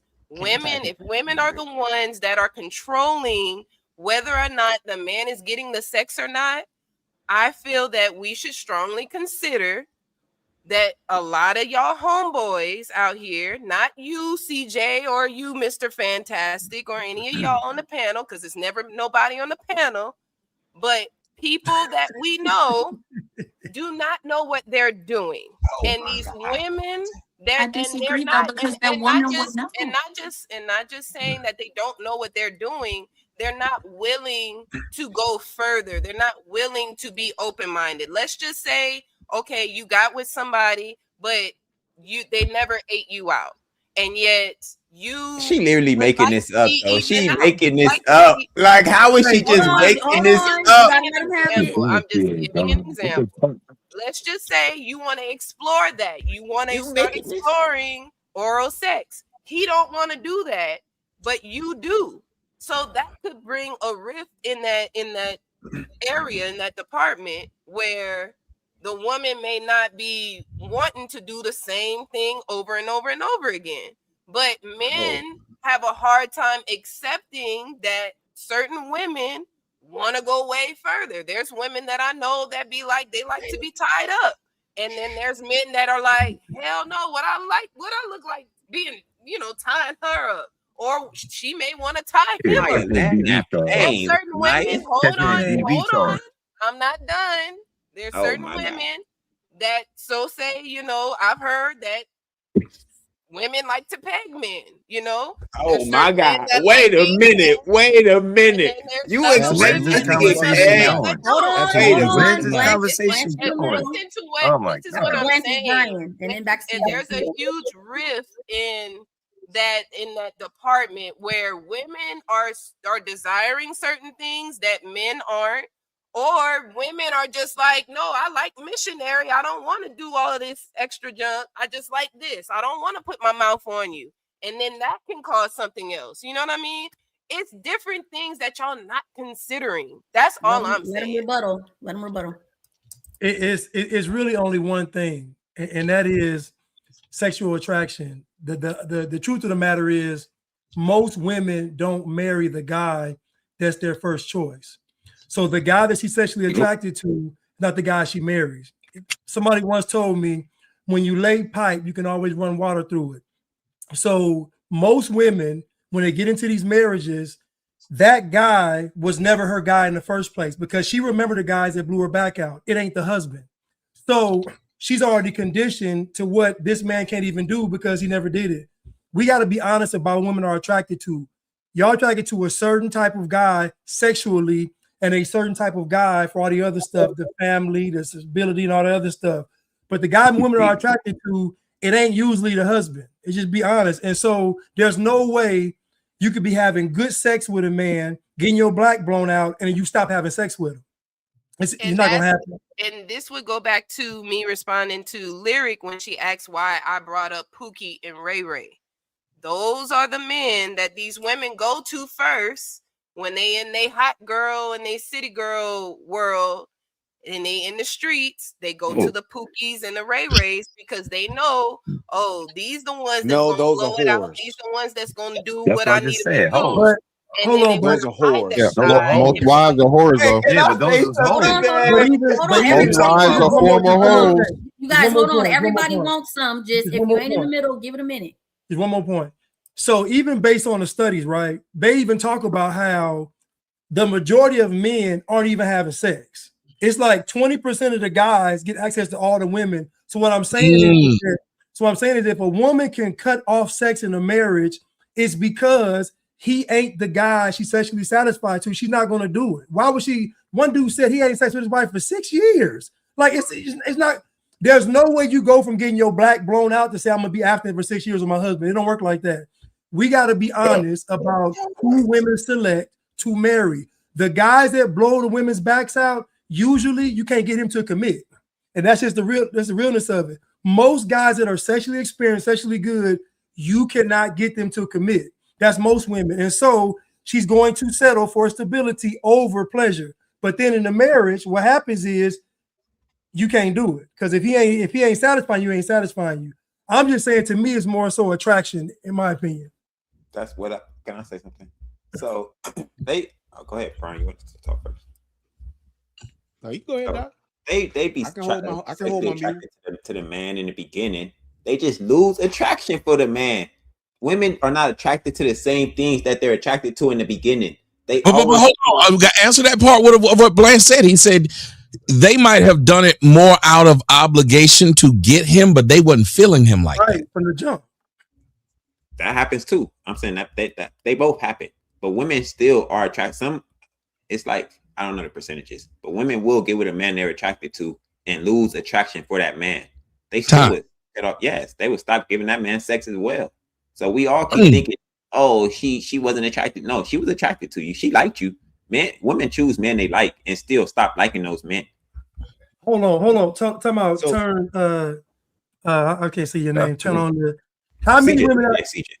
CJ, how many women have you met in your life that you mess with?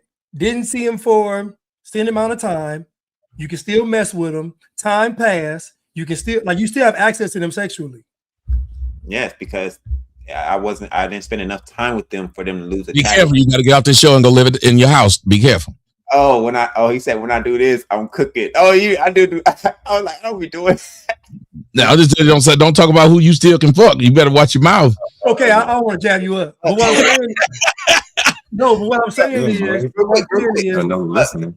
In the house, your girl would cut off sex with you all the time. She cut off sex on and off. You can get it tonight. Yep. Tomorrow you make me mad, you can't get it. And she liked me. She liked me when she got with me. Yep. She's still able to cut that emotion off and that feeling off. Okay, well, I gotta ask just to throw it out there for everybody. If this is happening, and you said somebody was not getting it for 5 years, 6 years, why are y'all staying? Six. Why are y'all staying? She explained why she won't give it, and y'all asked her why she got married. So now that y'all asked her to put her on the spot, I'm gonna put y'all on the spot. Why y'all staying? Contractual agreement, divorce. Most men are afraid of a divorce. Public opinion and stuff like that. Family opinion, pressures, other people's opinion. If you get divorced, shaming about marriage failure. A lot of different array of things, but mostly it's about the whole divorce process. Because men don't. But the thing about it is, it's still going to happen. It's still happening, regardless if y'all are doing it or not. So what is the point? So here's the thing, Maya. Why get married in the first place? No. She was asking. She said it's going to happen. Meaning, if you know the statistics show she'll get divorced, why are y'all waiting on her to divorce you? Period. Exactly. Bingo. This is a man problem. It's a good question, Brian. But this is a man problem. This is a problem with men. Men are allowing this to happen. 5 years. I don't go without 5 days without sleeping with my wife. What kind of shit is that? That makes no sense. Here's the problem that we have with just relationships. We don't know how to maintain relationships because everybody in the beginning is all in love and it's all wonderful, it's all new and all of that shit. But then when it gets down to the real deal, everyday living, that's where we fall short, men and women, with the tools on maintaining a relationship. And if you're too fucking stupid to go and get marriage counseling, if you're too fucking stupid to actually communicate with your spouse, men and women alike, that is the problem. There are certain things that are non-negotiables. My wife and I, when we were dating, we had that established. I've never played that game because my daddy taught me that. Don't you never let woman hold no pussy over you. I never did that in no relationship. Bitch get mad at me and don't want to fuck me at 20. Bitch, we done. I don't have to put up with this. I don't give a fuck if I'm 4 pounds or 400 fucking pounds. Men have let this problem become a thing. There is no way that you should be out working, providing, and doing all of this shit, and your woman talking about what the fuck she ain't gonna, what she holding back from you. That's your problem. That's your fault that you're allowing that. And yes, like Yes. to what Fantastic was saying about you don't want to get a divorce, you don't want to do that. I get that too. If my wife today told me, as much as I fucking love her and my family and my children, if she told me today that this ain't working, my heart's gonna fucking break into 1,000 pieces. But then we're gonna have the conversation on how we gonna dissolve this shit. And motherfucking Redmond Incorporated is about to motherfucking go through a mass undertaking. We're done. Let's figure it out and let's make it amicable. But before shit get ugly, that's what you should do. You don't sit back and let no woman hold something. As much as sex is important to men, why would you let somebody hold that back from you? But it goes back to what Blanche said, though. It goes what Blanche said, though. And most men are in a deficit, in a scarcity mindset when it comes to sex. So it being the fact of the matter that, and he's definitely correct, in most cases, vast majority of cases, the woman is not marrying the man that she truly wants, and the man is her highest sexual desire. It's the man that gives the best security and the dude she feels like is safest with. So and a man that does that, and a man that brings that, a man should have his non-negotiables that he establishes with that woman.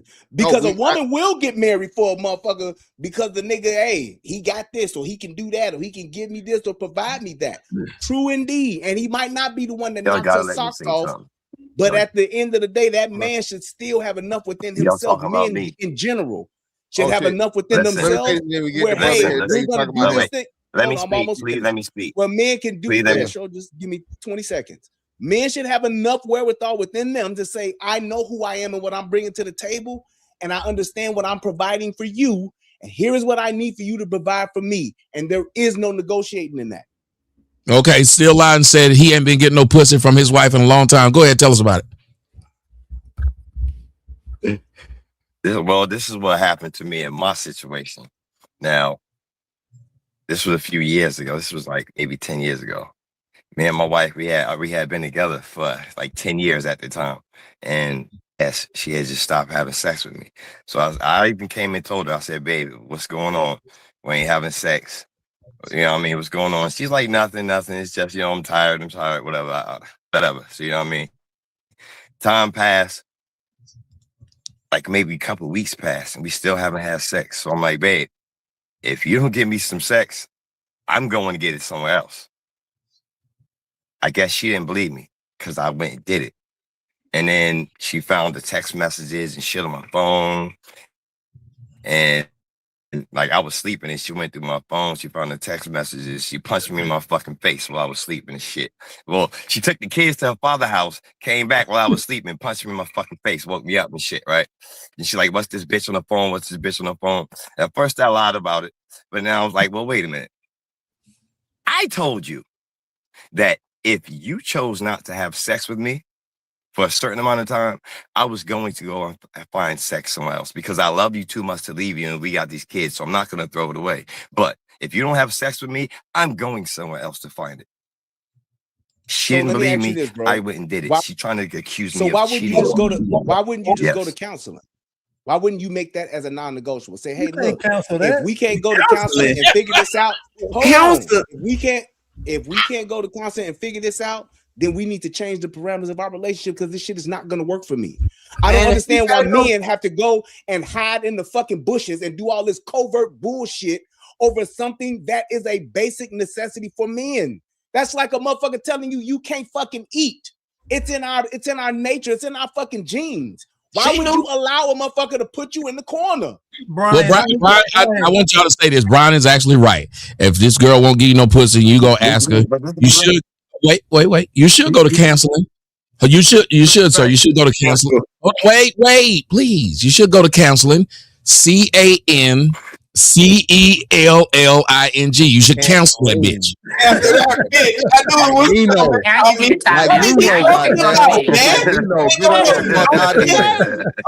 You want another nigga to go tell your girl to give you some sex. I think this sex out of her. I'm gonna go to another nigga to go tell her, hey, man, I refuse to have a third party talk about the lack of pussy I'm getting. Goddamn it, I refuse. Baby, listen. And shout out to Still Lying. Fantastic. Are you gonna let Fantastic? Are you gonna let your woman, your wife, whoever, put you in the corner where you ain't getting no pussy? No, Brian, that's what I'm saying. I'm agreeing with Still Lying, bro. Listen, I never had that issue when I was married. I never had that issue again because that's all I'm saying. But what I'm saying is this, right? I would let it be known for any and every woman that deals with me. Hey, look, baby, we ain't playing motherfucking hide and go seek with the pussy, baby. If you once it's up, it's up.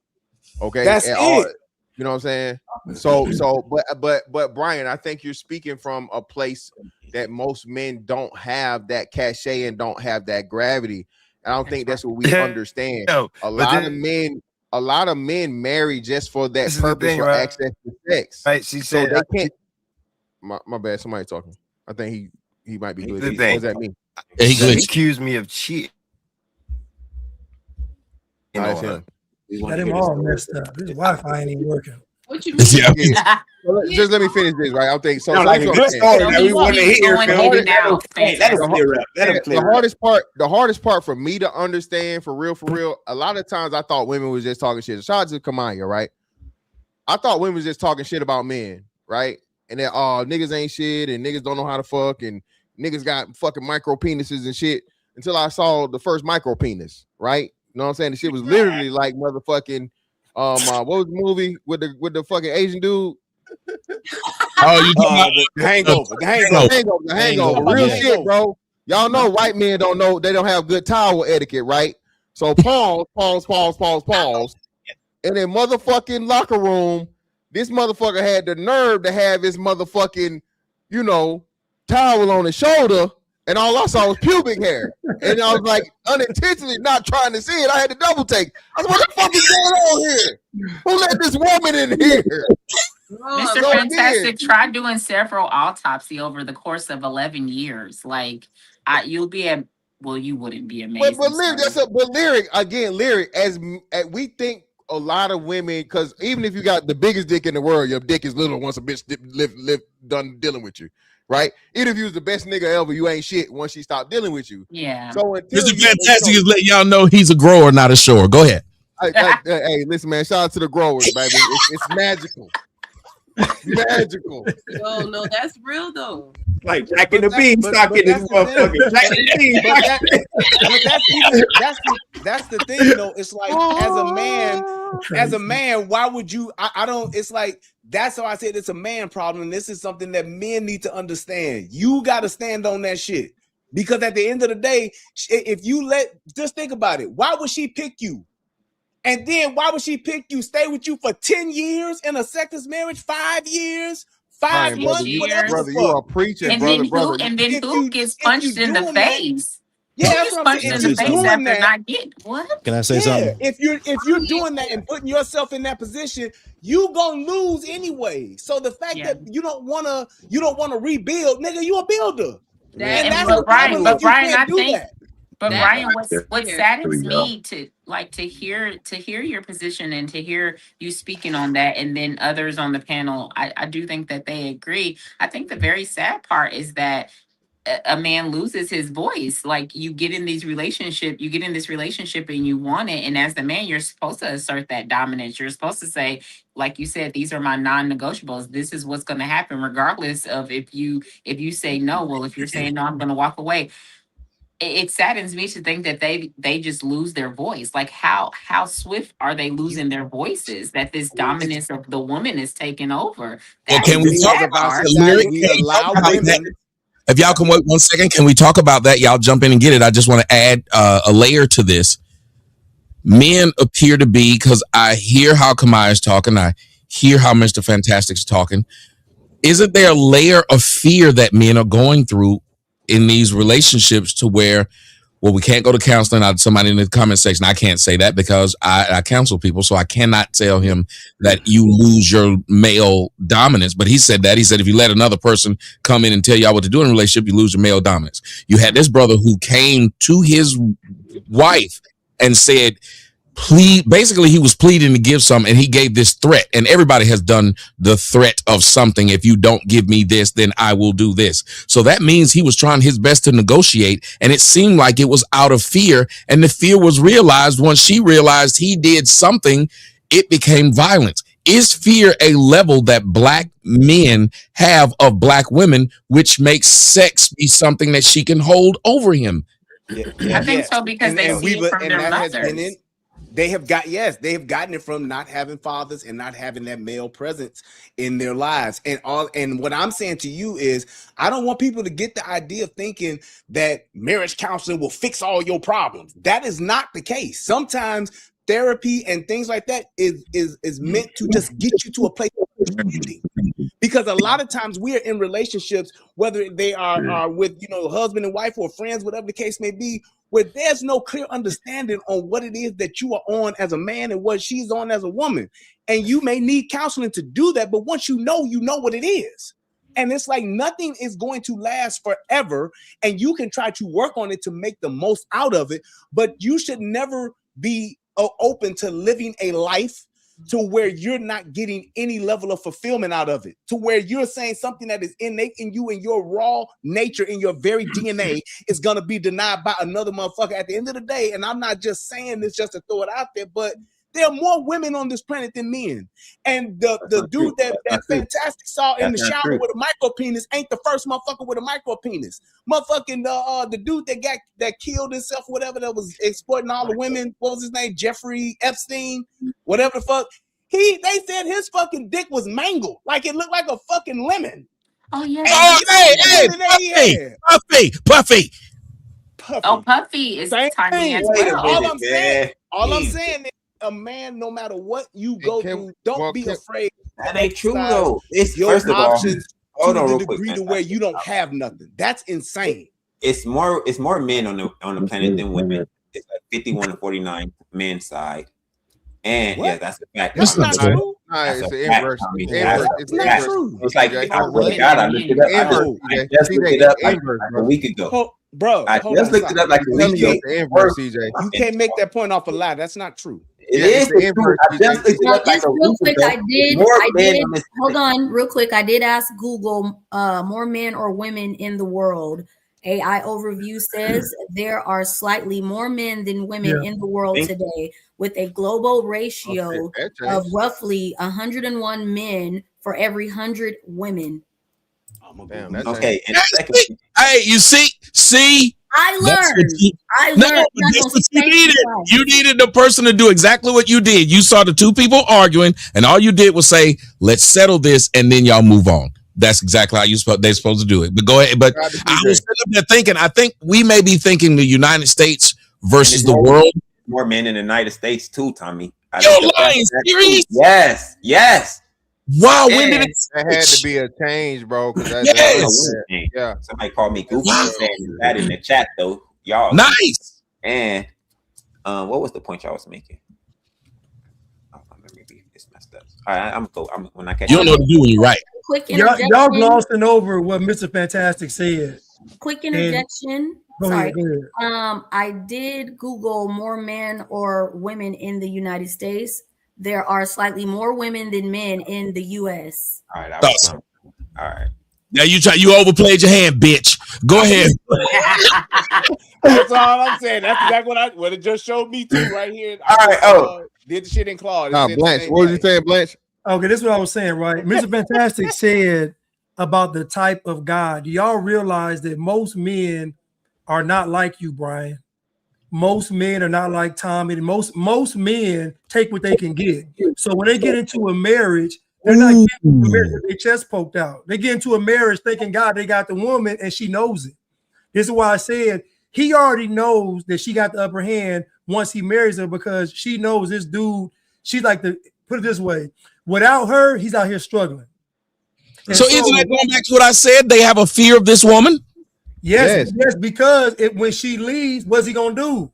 He got to start over. He got to get pussy from scratch. God, dog. And then he might not get it. Do you guys remember that woman that turned in? She didn't turn into a man, but she did a study. She did a study. I remember. Yeah, she ended up getting herself up out of here. She ended up sending herself to the upper room. And all these these lady lovers out here, you know what I mean? These women that like women are very disgruntled right now because they see the shit that men got to put up with fucking women. Women, I'm women waiting don't, for Elliot Page to But open the show. fantastic. Did you see that woman that I'm talking about? Did you see how? Did you see the interview when she talked about how? There was a book as well when she talked about how lonely it was, like being a yeah, she how ended up much she getting got herself up ignored. out She of said here. it just and it just sent her into a depression to where yes, she self But eliminated. lyric, I'm glad you brought it up. Lyric, the same way we were saying like with Brian, right? People really don't understand just how hard men have it for real, for real. We have a lot of like personal bias, and we thinking, oh man, I'm out here getting pussy. It is not that hard, and so on and so forth. So it's easy for most. No, man, I'm telling you, most men are operating at a deficit. And I only learned this shit once I started doing content for real, for real. Facts. Most dudes can't just, they don't have, several different women that they can call at any given time to have vagina from.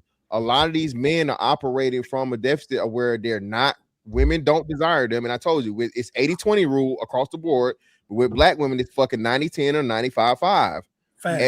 Now it jumped on Kamaya, but Kamaya didn't lie. Yeah. Black women like an archetype even more so than physical attributes. So a nigga's like the lifestyle is even more important than how good he looks a lot of the time. Exactly. We the only motherfuckers having this conversation about the motherfucking doctor and the lawyer and the street nigga. Yeah. I ain't never heard no white woman, no Asian woman, no Arab woman, no other fucking woman talking about this dumbass shit. Right. You're right. And you're absolutely it's right. like And getting out. that, That's why I said it that way, because I want niggas to get out the fucking box. And it's like you don't understand. But they trying to get in some box. You don't understand what's out there until you get out there, so that you can get into a box that's for you and that's gonna work for you. But that's all that's the place where I'm coming from with it, because we don't understand that which was just said. Motherfuckers don't understand what's actually out here for them, because they're so used to being in this one little lane and looking to see if they can just try to survive, like you said, on a 95.5 fucking percentile. I still want to hear from these women though. I want to hear from these women. We're arguing women. I want to hear from them, and we have not got a chance to hear from Melanie. But go ahead, Lyric. But I do want to hear from you, Melanie. That all this flying around that they talking, because Kamaya asked you at the beginning, you snuck your way out of it. We going back to you now, but I want to Lyric go, and then I want to hear from you though. Go ahead, Lyric. You were trying to say? Oh, I just was saying that I think that it's a sad place to be in when you're dominated by your wife or your person that you're with for a long time, and you don't have a voice at all. You can't talk, and then you're restricted from things. I think that that's a very cold place to live, and I couldn't imagine it. When Mr. Fantastic said that he didn't understand the certain level of things until he was a bit older, I didn't fully understand the silence of men until my son reached 30. And then when I realized that he didn't have anybody to talk to, because everybody was automatically, there was a bias, towards him as soon as he got finished talking, because everything had to have been his fault. So to be just that listener and not try to prescribe to him, because I don't fully know what he's going through. I can give him advice, but I can barely give him advice, because I haven't been there. I can't say that I've been there. And I think that that's just a terrible place to be. So to be dominant like yourself, Mr. Fantastic, or Brian, or Tommy, and all you other gentlemen, that is a place that a lot of men don't live in, and they don't know how to live in it, because it's one thing to be a certain character on these streams, and then to assert that same character in real life. I will say I'm gonna go toward the melanin, but I will say I try my best to be as honest to people as possible. They may be dominant and stuff like that. I don't think that I am. I actually would not probably fit the mold of, I just tell you you're gonna give me this ass, and you give it to me. I've just kind of gotten lucky and just dated hoes, and it's kind of that's their profession. But go ahead, Melon. No. Lord Jesus, what is the question? What is the question? That's a profession. God damn. How did we get there? Tommy, how did we get there? Tommy. But listen, Tommy. The way you speak, right? 99% of men don't have the balls to talk like you. I'm just telling you. So even if a woman looks at you you're gonna stand out for other guys because you're just brutally honest. Most men aren't. Most men are gonna tuck their tail and be quiet so they can have access to the woman. I'm telling you, I'll be going on YouTube reading these comments. These guys are getting slaughtered. When I say slaughtered, I know I saw a guy, his wife sleeps with him 1 time a year. And this dude literally said, I'm staying for my children. I said, man, you are crazy. I will say I'm going out for cigarettes and would never come back. But it goes back to what me and Mr. Fantastic was saying, though. There's a fear that man thinks he's, even though I'm only getting this pussy once every 5 years, if I leave her, what's the number going to be after that? Right. And who's gonna pay attention to him? Yes, because it's in his head. If the woman I marry won't fuck me, who will? Yes, who knows, like what, like me and Mr. Fantastic was just talking about. It takes a long time for women to even pay attention to somebody. Look how long that, take yourself for example. If you fancy someone, I know no one uses that word anymore, but just hear me out. If you fancy someone, how long did it take you to even get her attention? And then once you got it, what all did you have to do to keep it? So that she wouldn't look somewhere else. And so this is what we're talking about. Like right now, this is what we have to remember. So he might accept that 1 time a year because he's thinking to himself, I can go open the door for somebody. Going to go back to the chivalrous conversation that Melanin was having, and they won't even say thank you. They won't even look past my shoes. Like they're not looking at me in the eyeball. I couldn't imagine living a life to where nobody will look me in my eyeballs for 20, 30, 15 years. Like what? But men don't know how to take L. I'm sorry, go ahead. Well, I just wanted to, I was going to answer the question. Melanin, you were the guy. You're not feeling him anymore. From the woman's standpoint, if you were attracted to him and now you're not, what would you think makes a woman, I don't know if it's ever happened to you, so that hopefully if you have a personal anecdote then you can, but what would make you not want this guy anymore, and what would make you stay with said guy that you don't want? And I'm gonna add a little bit on top of it. If I said to you, most of the time, if a woman's not sleeping with her husband, she's sleeping with someone, what percentage of that would you say is true? I would say that would be the majority of women. I can't put a number on it, but a majority of women. So I feel like the only time that a woman is not really satisfied with the person that she's with is when she has too many previous partners to compare it to. Ooh. There for a good time and not a long time. What was the other part of the question that you asked me? What would compel that woman to still stay with that man? Because in order to have a sexless marriage, the people are staying.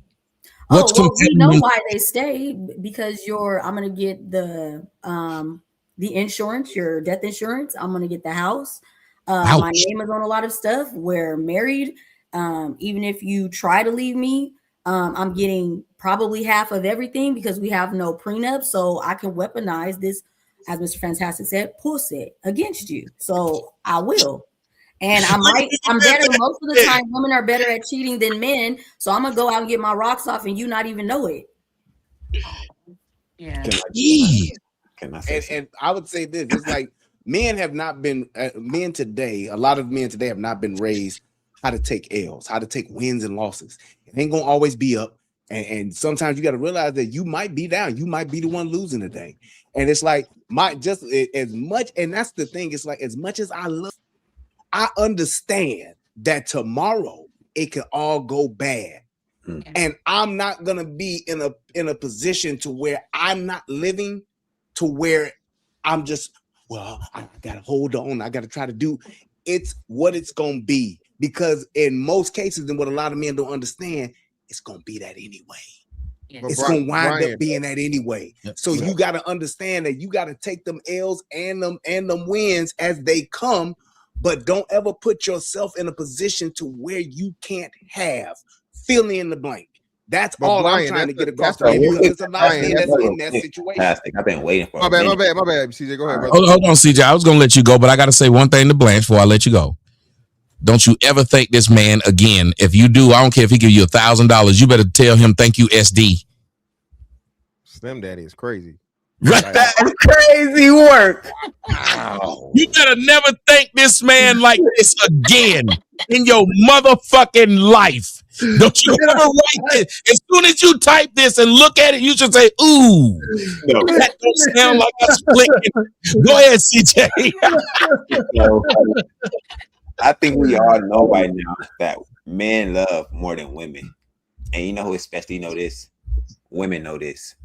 So women. Hey Tommy, I'm gonna need you to stop highlighting Neek Speaks. I don't know who the hell Neek Speaks is. You need to stop highlighting her, goddamn. This shit. So yeah, Nick ready for action, boy. I've been saying Nick ready for action. That's why everything she write, I'm like, I'm trying to find a way to put something she said up there. So women always say they lose themselves in a relationship. But y'all know who really lose themselves when they get in a relationship? It's the man. It's us that's losing ourselves. We can't be who we were. Women get to do everything they used to do plus more once they get into that relationship. The men is a fraction of themselves when they get into that relationship. I had a man tell me, and he was a no offense, no homo. He got women. Like I used to work at a strip club. The ladies was on them. He told me a girl wasn't giving him sex in his house. He said he went to jack off in the bathroom. She got mad that he jacked off. I said, ain't no fucking way. This bitch is controlling you jacking off? Yes. The shit is incredible. Jesus. Wait, what?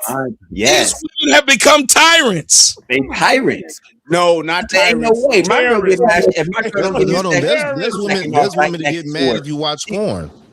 There's women that get mad. They get mad about everything. They trying to. We're losing ourselves. We lose. I'm gonna start talking to y'all like these feminists. Where are y'all meeting these women? Yeah, man, listen, bro. They terrible people. I say if my girl don't give me sex, I might jack off right next to her. Get mad if you want to. Yeah, bro, listen, bro. You not listen. Ain't no way. Because you don't want to give me sex. Don't mean I'm not getting this nut off. I agree with Brian on that point. But ain't no way you finna control my nuts not with you if you're not making me nut, goddamn. Hey, listen, you gotta stop somewhere. Hey, bitch, you finna turn on Chris Benoit in this motherfucker. Hell going on around here, bitch. Listen, man. Brian, man. Brian as a married man, bro, is again the archetype that most married men need to handle. But again, Brian, most men don't have it in them, brother. I say this all the time because a lot of married niggas like to brag about being married. And I'm like, nigga, coming from a formerly married nigga, every fucking are you marriage happily married? Ain't. You can brag about being married. Are you happily married? Every fucking marriage is good till it ain't. Your motherfucking wife can wake up tomorrow and say, nigga, I don't want to do this no more. And you got no motherfucking power. And that's exactly. But what you just said right there is what men need to hear, and that's why I said it the way I said it, because men need to understand that part. What you think you trying to hold on to, what you think you trying to save, and what you are afraid to lose, it ain't yours to have anyway. If it ain't you, Brian, it ain't but what you. I'm telling you, Brian, so you got to be in the space to get to a space to where you can accept that. But Brian, that's what I'm saying. That goes back to Blanche's point, Brian. Niggas don't. So we say this all the time. Women control sex, men control relationships, right? In the process of marriage, control marriage, right? Niggas don't understand that marriage is a trap for men. That's all it is. It's fucking pseudo control. It's the optics of control. Nigga, once you sign that contract, nigga, she got all the power. She the factor like a motherfucker. Kamar, married. Kamar, you started all this. You were being real mean, talking shit to men and about how they can't fuck, their dick game ain't good. You gonna fuck their brother. I mean, you was out there with it. Fantastic added. They got little itty bitty micro dicks. Whoa, I didn't add the little dicks in there. That's what the little doors. You might have added that nigga. But I gotta ask you then.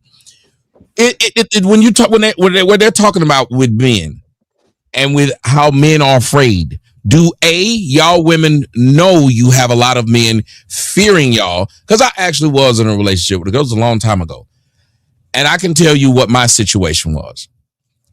I thought she was just so beautiful that I was lucky to be with her, much less fuck her. So we would go places, and I was scared to ask for the pussy. So if she didn't give it to me, we didn't sleep with each other. And it went a long time for us not sleeping with each other. And I was afraid to bring it up because I was like, Well, I'm just lucky to be with her. If I ask this bitch for some pussy, she might tell me, get the fuck out. I ain't even lying. That's what I was thinking. So I was afraid to ask.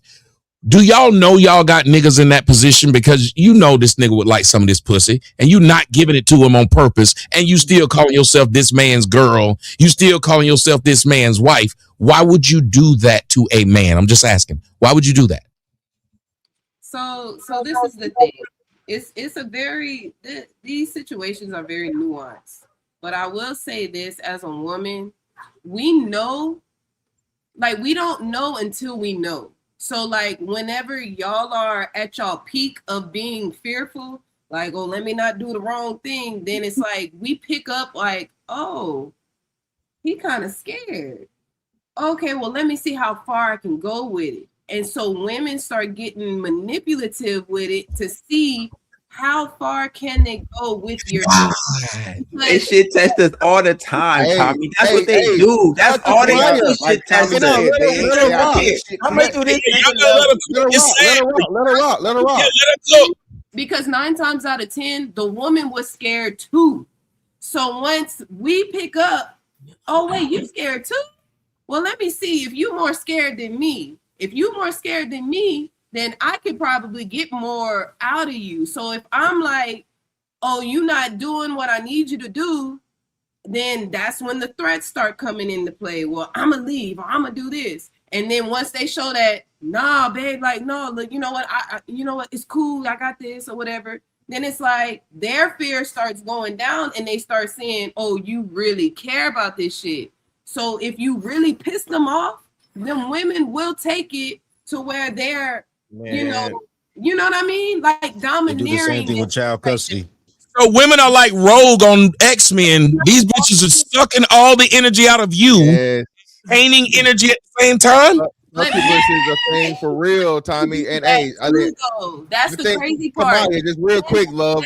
Again, fellas, come on, just real quick. Like you be bouncing off of each other. It's weird.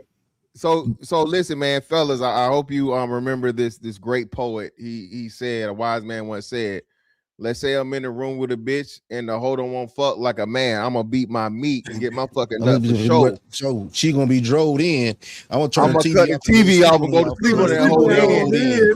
All right, nigga, you better, hey, nigga, that's nigga, okay, juvenile. All right, listen, nigga, hey. Listen, nigga, you was beating your meat before you got piece of pussy, nigga. You better keep some Jergens and Lubriderm ready, nigga. And keep a side bitch on the side. Bitch, I beat down. I keep it ready. Tommy's diabolical. And I did want to speak to. I'm ready right now, nigga. Say the word, bitch. Say the word. Hey, what they say? If you stay ready, you ain't gotta get ready. Hey, and bitch, I'm putting it on your back. And I'm putting it on your back. I didn't want to say that part. Fantastic. I didn't want to say that. Hey, I'm gonna throw that shit on you like it's Silence of the Lambs. With the money back, bitch, don't play with me. God, no. I want to speak to Brian's point though when he was talking about like, you know, the counseling and stuff like that.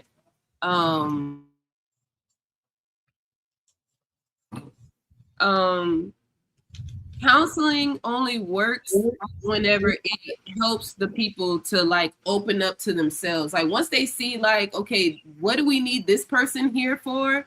It pretty much pushes them into like, well, all I'm really trying to say is this. And then, well, why you ain't never said that? Well, I really just want some head, you know, like, it's like, it puts you in a position where it's like, look how stupid this shit is. We really need somebody to come and sit here and baby us and be like, well, what do you think? And then, oh, well, what do you think? Like, it'll just put you in that position where it's like, hey, how the hell we not talking to each other? We've been married how long? So it's like, it's not so much that counseling don't really work. It works, but to help you to talk to them instead of being like, oh, he doesn't do for me, and oh, she doesn't have sex with me. It's like, nigga, just tell it to them. Y'all talk to each other. If that's it's about getting an understanding for yourself, so that you can have an understanding between two people. And sometimes having that third party involved can help do that.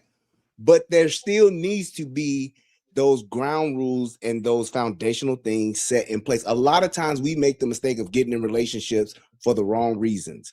And if we are not trained and we don't have the tools to establish those things, those problems, when they do arise, it's imminent failure because you don't know how to do that. You can't even tell niggas to go to the doctor.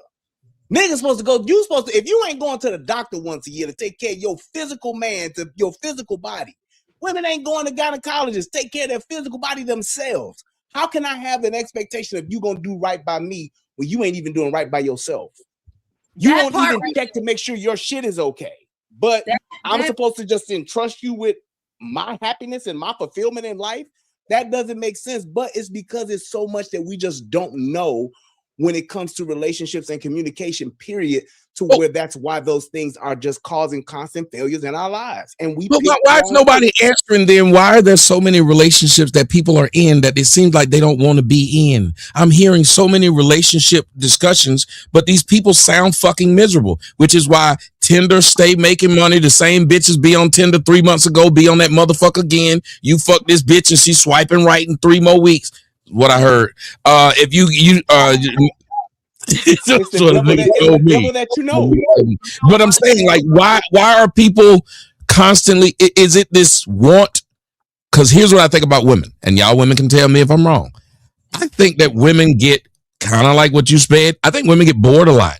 And I don't even think it has anything to do with sex. They think it can have the best pipe game on earth. I think women get bored, and for some odd reason, they want to switch. Because there's a lot of niggas out here with great dick, and they'll tell you they've got it cheated on. It doesn't make sense. This bitch wouldn't fuck someone else. She didn't have to.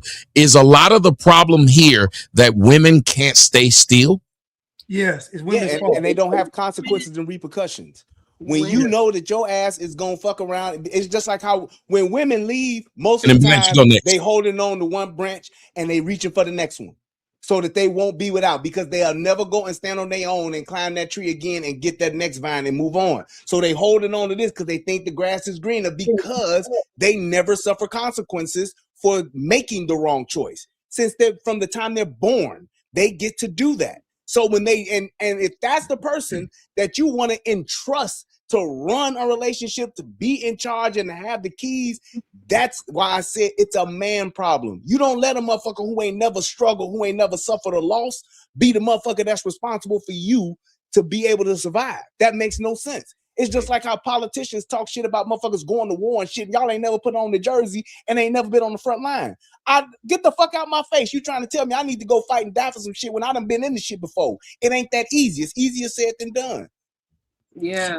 Blanche, hold on, we're gonna let Blanche jump in there. Blanche, do women get bored? And did I, with the relationship I was in, did I give Rogue all my power? Did I turn her into a superwoman by honestly telling her how great she was and showing her how I thought she was the best looking thing in the world? Did that kind of make her be like, oh, if you think that way of me, maybe I need to get somebody else that don't think that way of me? Because women kind of get bored. Yes, I think women do get bored, especially with men they don't respect. Ooh. And again, I'm gonna say this, and y'all men know this. There are women that you could call up right now and you can still knock it down. Why? Because you knocked it down. I'm just trying to tell y'all. So a woman ain't letting that go, because you look at the numbers. Only 20% of women can climax through penetration. That means 80% of women are not climaxing through sex. So if you make a woman climax, you are in a rare class. So if she doesn't respect you, it's easier for her to play these games with you. And it is what it is. Now, do they get bored? Yes, they get bored. Tommy, the moment you tell it, we put her, not just you, we've all probably done it in our lives, put them on a pedestal. We don't want to, ruffle any feathers. She knows it, and she gonna terrorize you because it's her nature to do so. And guess what? It's biological. Her nature says, I'm going to weed out the weak males to find the strong ones. Mm-hmm. So guess what? What I tell men is, be the strong guy. Don't be the weak guy. Don't be the simp. Be that guy. And guess what? Being that guy may require you to be single for a few years. It may require you to build yourself up. It may require you a lot to do it. But it's gonna fare better to do it, because what men don't realize is that the easiest thing to do on this planet, even before making money, is sleeping with a woman.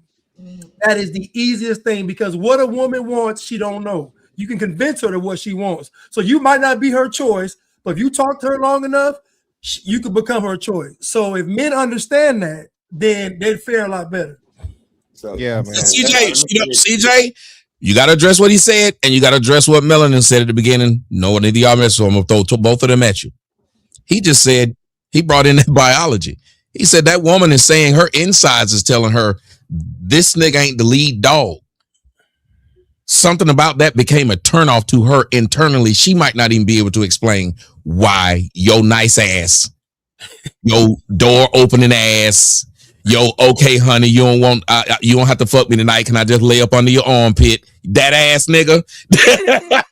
That's why you're not getting no ass. And Melanin said, because a lot of them have had so much experience with different men, it is very hard for them to settle on one. Talk about those two. I think that what the brother said is wrong. I think what he's saying. Who cares what you think? Now, I was a kid. I think these bitches are rogue. Let me start off. I think these bitches are rogue, Tommy. I'll be like, y'all see my personality. I'm like a cheery person. I said, this bitch is trying to suck the joy out of me and give it to herself. I thought this before in my life. I said, this bitch is trying to suck my soul out of me, Paul. I wish she was.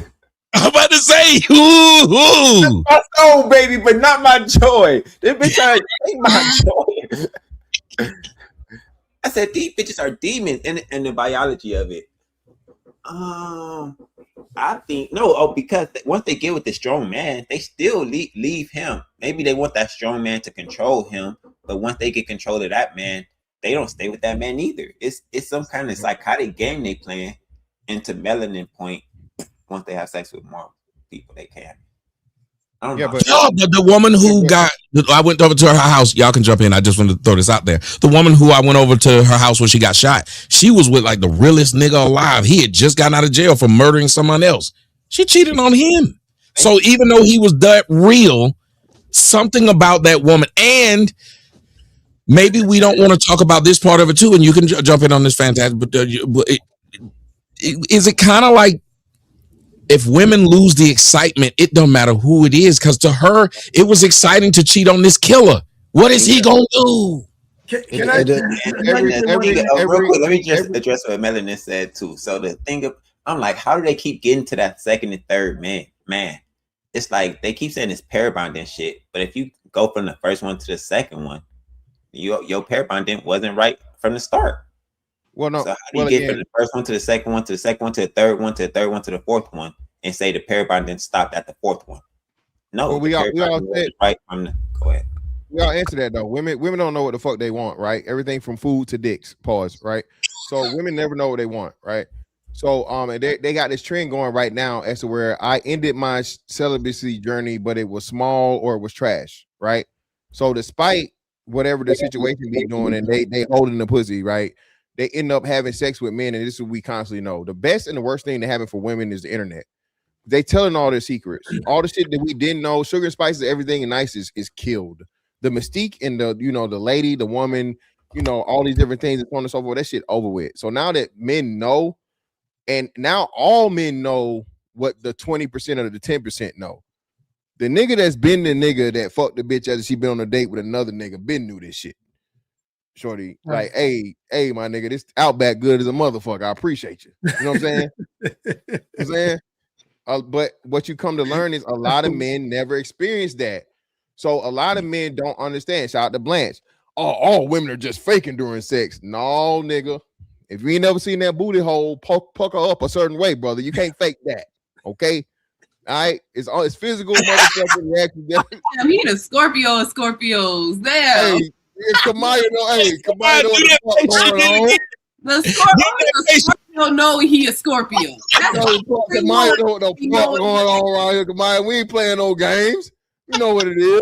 So again, when you hear men say certain things, and again, shout out to Blanche, I don't think a lot of men understand just how at a deficit they are, because men cope too, right? You got to be strong. You got to do this. You got to do that. You got to tell yourself a lot of shit, bro, to help yourself get along the way. What happens is, bro, like you said, you come to understand, even if you got the best dick in the world, only thing I'm trying to be is on the Mount Rushmore, bitch. I'm trying to be top 4 of all time as to where I can motherfucking go and do whatever the fuck I do, and I get that hey big head text or call or whatever the fuck 10 months down the line when I ain't even thinking about you no more, right? I'm cool. As long as I'm there, I have constant access to you for all time, even though, you know what I'm saying, I'm not gonna be the only one. You know what I'm saying? So once you understand that's how women operate, bro, this is why a lot of motherfuckers is like, man, fuck marriage. Because why am I gonna put myself in a situation as to where she can cut the pussy off at any point in time, and we know she gonna get bored because women just do that naturally. So why not just be out here and live the fucking, the best of fucking both worlds? What you want to do until what it is? You feel me? That's all I'm saying. Well, first off, we got a new shirt out there. There's going to be a new shirt that's going to be out there. You can't fake the shakes. Second off, I like that. You can't fake the shakes. But I gotta ask all of y'all this, and you can start off with this, Kamaya. If what Mr. Fantastic is saying is true, and what Blanche is kind of saying is true, do you think that's going to cause, like, for as low as marriage is and how messed up, do you think there's any fucking reason for anybody to take another person seriously? With what we're saying, do you think there's any reason why one person should take another person seriously at this point? Should it just be, we just fucking like the Wild Wild West?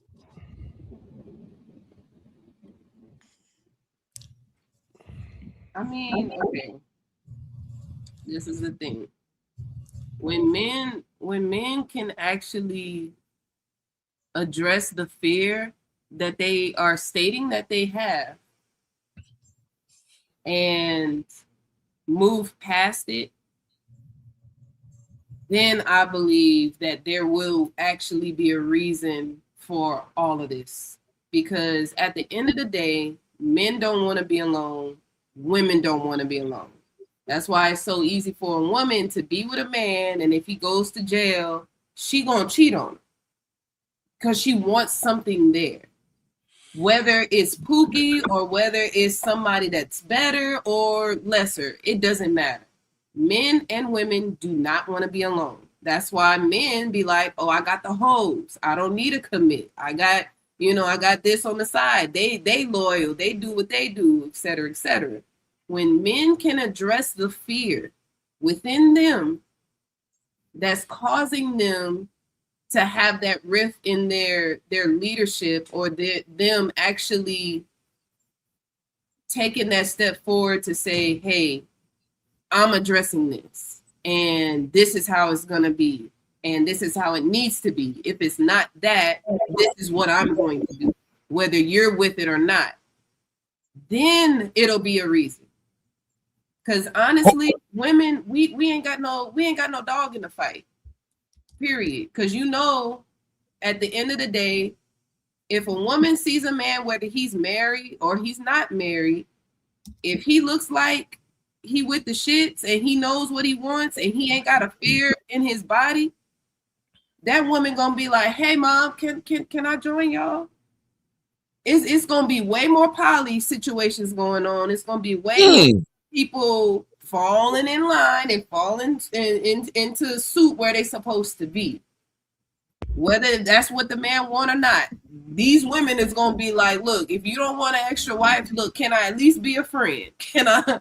Because I need to know what you know. But if it's hard enough for a man to take care of one woman, wouldn't it still be more difficult for him to take care of? Say if he got two women, if one is gonna cheat on you regardless, then what the fuck is he gonna do with two of them?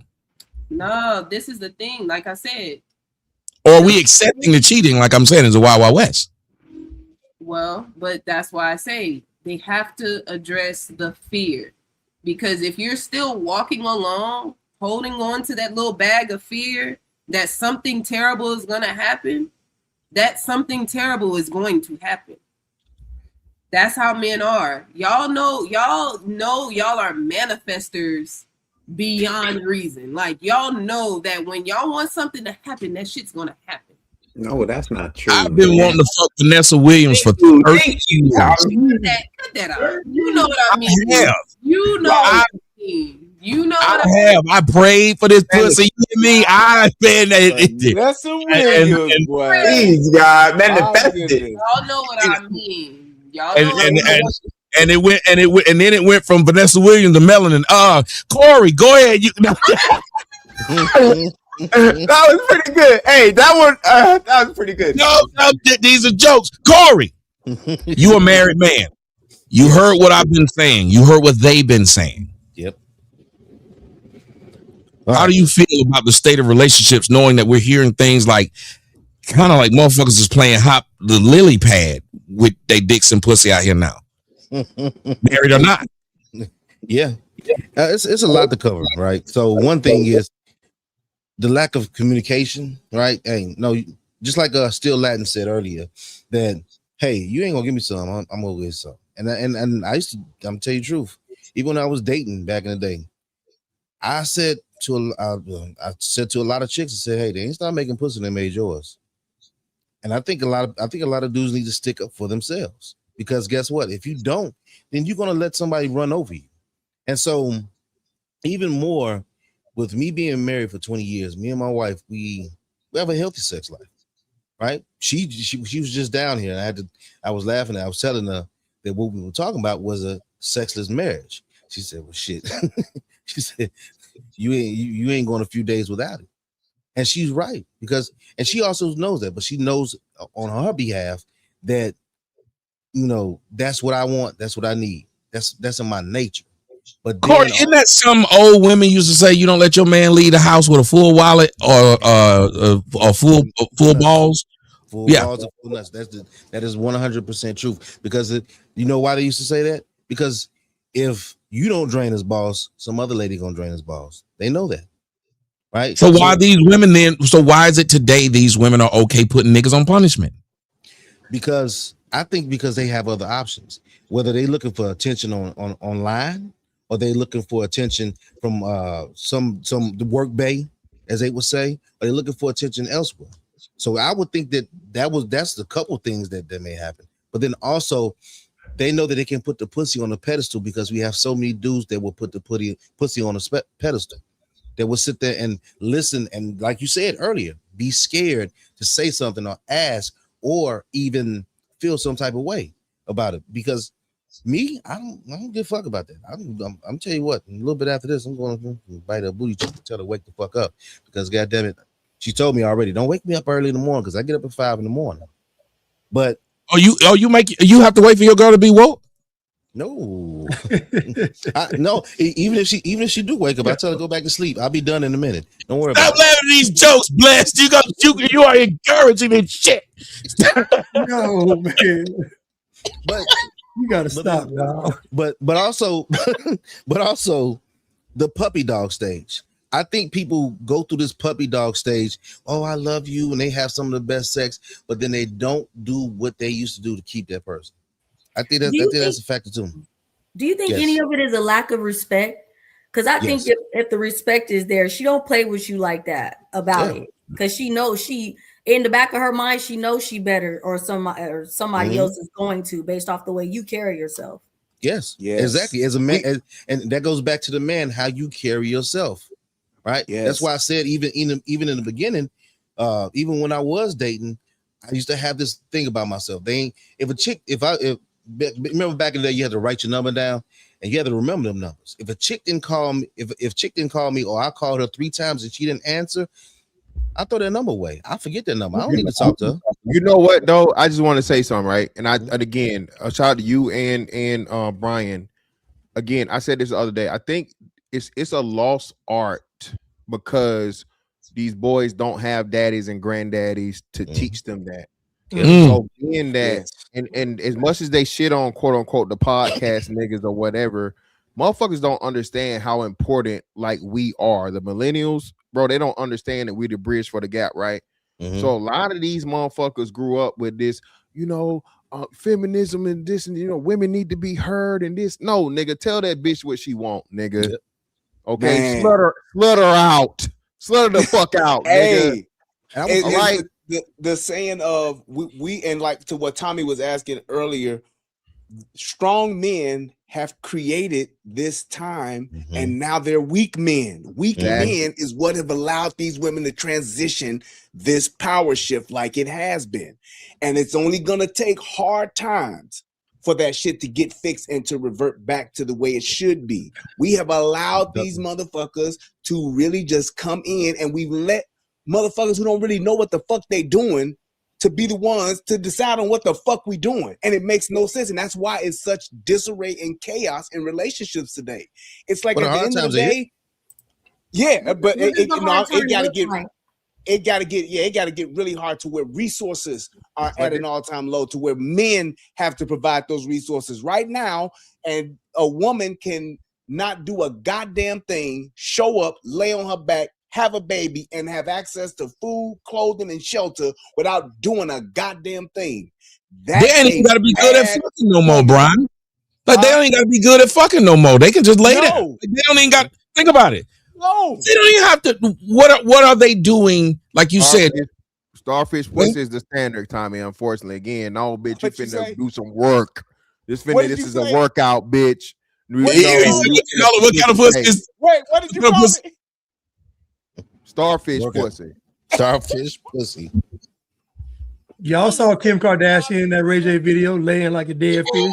Yeah, bro. What we got and going look, on? And just think back. There was a time when it was said in our community that black women didn't suck dick. Get your mama to do that. I ain't doing it. And it's like motherfuckers was hearing that shit back in the day. We was like, what? When we all knew that there was black women sucking dick, but we allowed that shit to perpetuate, to go through. And like now, we can't get them to stop saying that they suck dick. And I used to hate that back then, because every time they would say that, I would go home and get in trouble. Oh God. Hell, they brag about eating ass out here. Unfortunately, yes, right. Yeah, Mr. Fantastic, don't even get him started. Melanin, listen,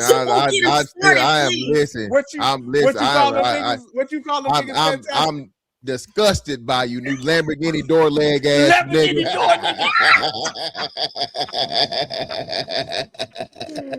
Bro, First off, sir, hilarious. That's not how I let them do it. I lay on my stomach. You better not be laying on your stomach, Tommy. Oh my goodness. Hey, Bro, that's a timeout. That's the first timeout tonight. That's a timeout. And the brotherfuckers, that shit is hilarious, nigga.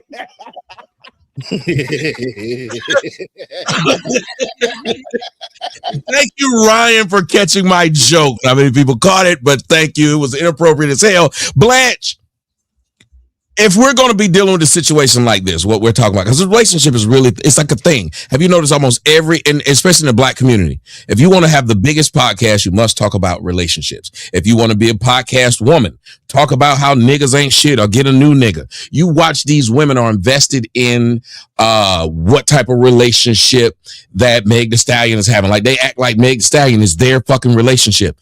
Why is relationship such a big topic for black people, but the relationships as far as us pair bonding and us marrying is on the all-time low? Nobody trusts anybody. We all out here just fucking. Do you think that there's an underlying love that us as black people are missing with each other, if we were to be honest? Yes, but I think more than love is respect. I don't think black people respect each other. I think black people love each other, they just don't respect each other. And so, in my opinion, the black community is a matriarchy. And I don't think we've ever seen this before. We've never seen where women dominate politics, education, everything. Black women dominate the household. So it's kind of like we've never seen this. And so, to me, that's what messes relationship dynamics up. And especially when they get on these podcasts running their mouth and they start exposing, like Mr. Fantastic, all these little dirty secrets. Yeah, I think it's a major. What I'm saying, do you think there's an underlying? I have to look at it as a psychologist. Okay. The surface is what you're saying, but do you think underneath that there's a real? Because I think Kamai was trying to get at it. Underneath, we want to be together. I think I think it started with men saying, These hoes ain't loyal, bitches ain't shit but hoes and tricks. It ain't no fun if the homie can't have no. We was saying shit we didn't mean at all because the niggas who was saying it was still like wifing up women. After you done said all this shit and done taught a generation of motherfuckers, you still done laid down and married a woman. Yeah. Now what are the women saying? I don't need no nigga, yet you got 5 kids by 5 niggas. You must have needed something. Men don't move me. I just need me and my homegirls. Then you got women that done said so much they don't need no man. They done start dyking out here. Everybody was carpet munching. That's what they're doing.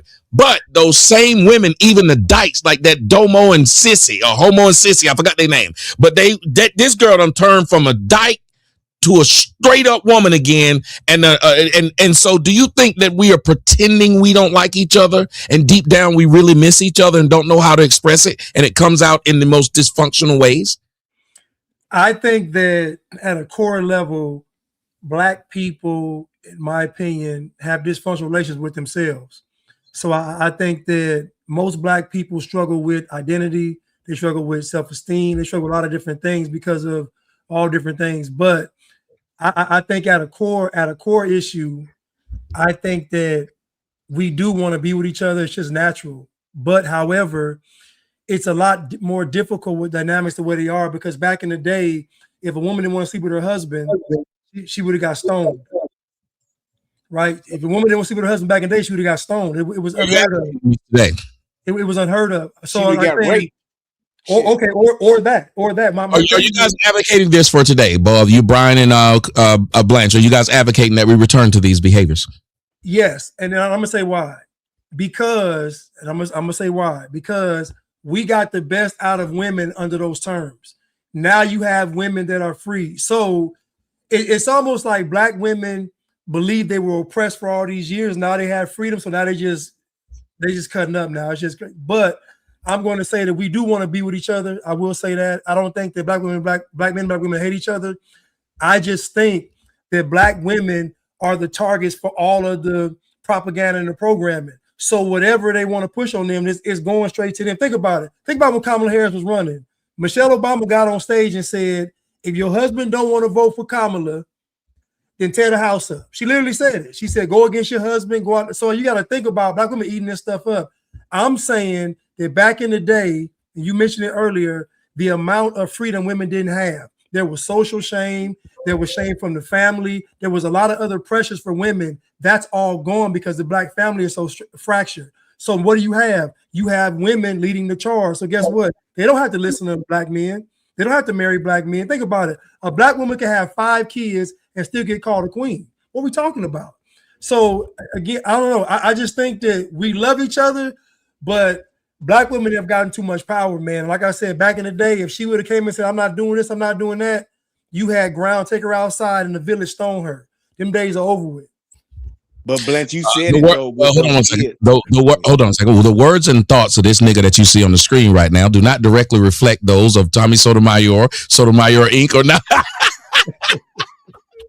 So Blanche said throw a curveball at him. I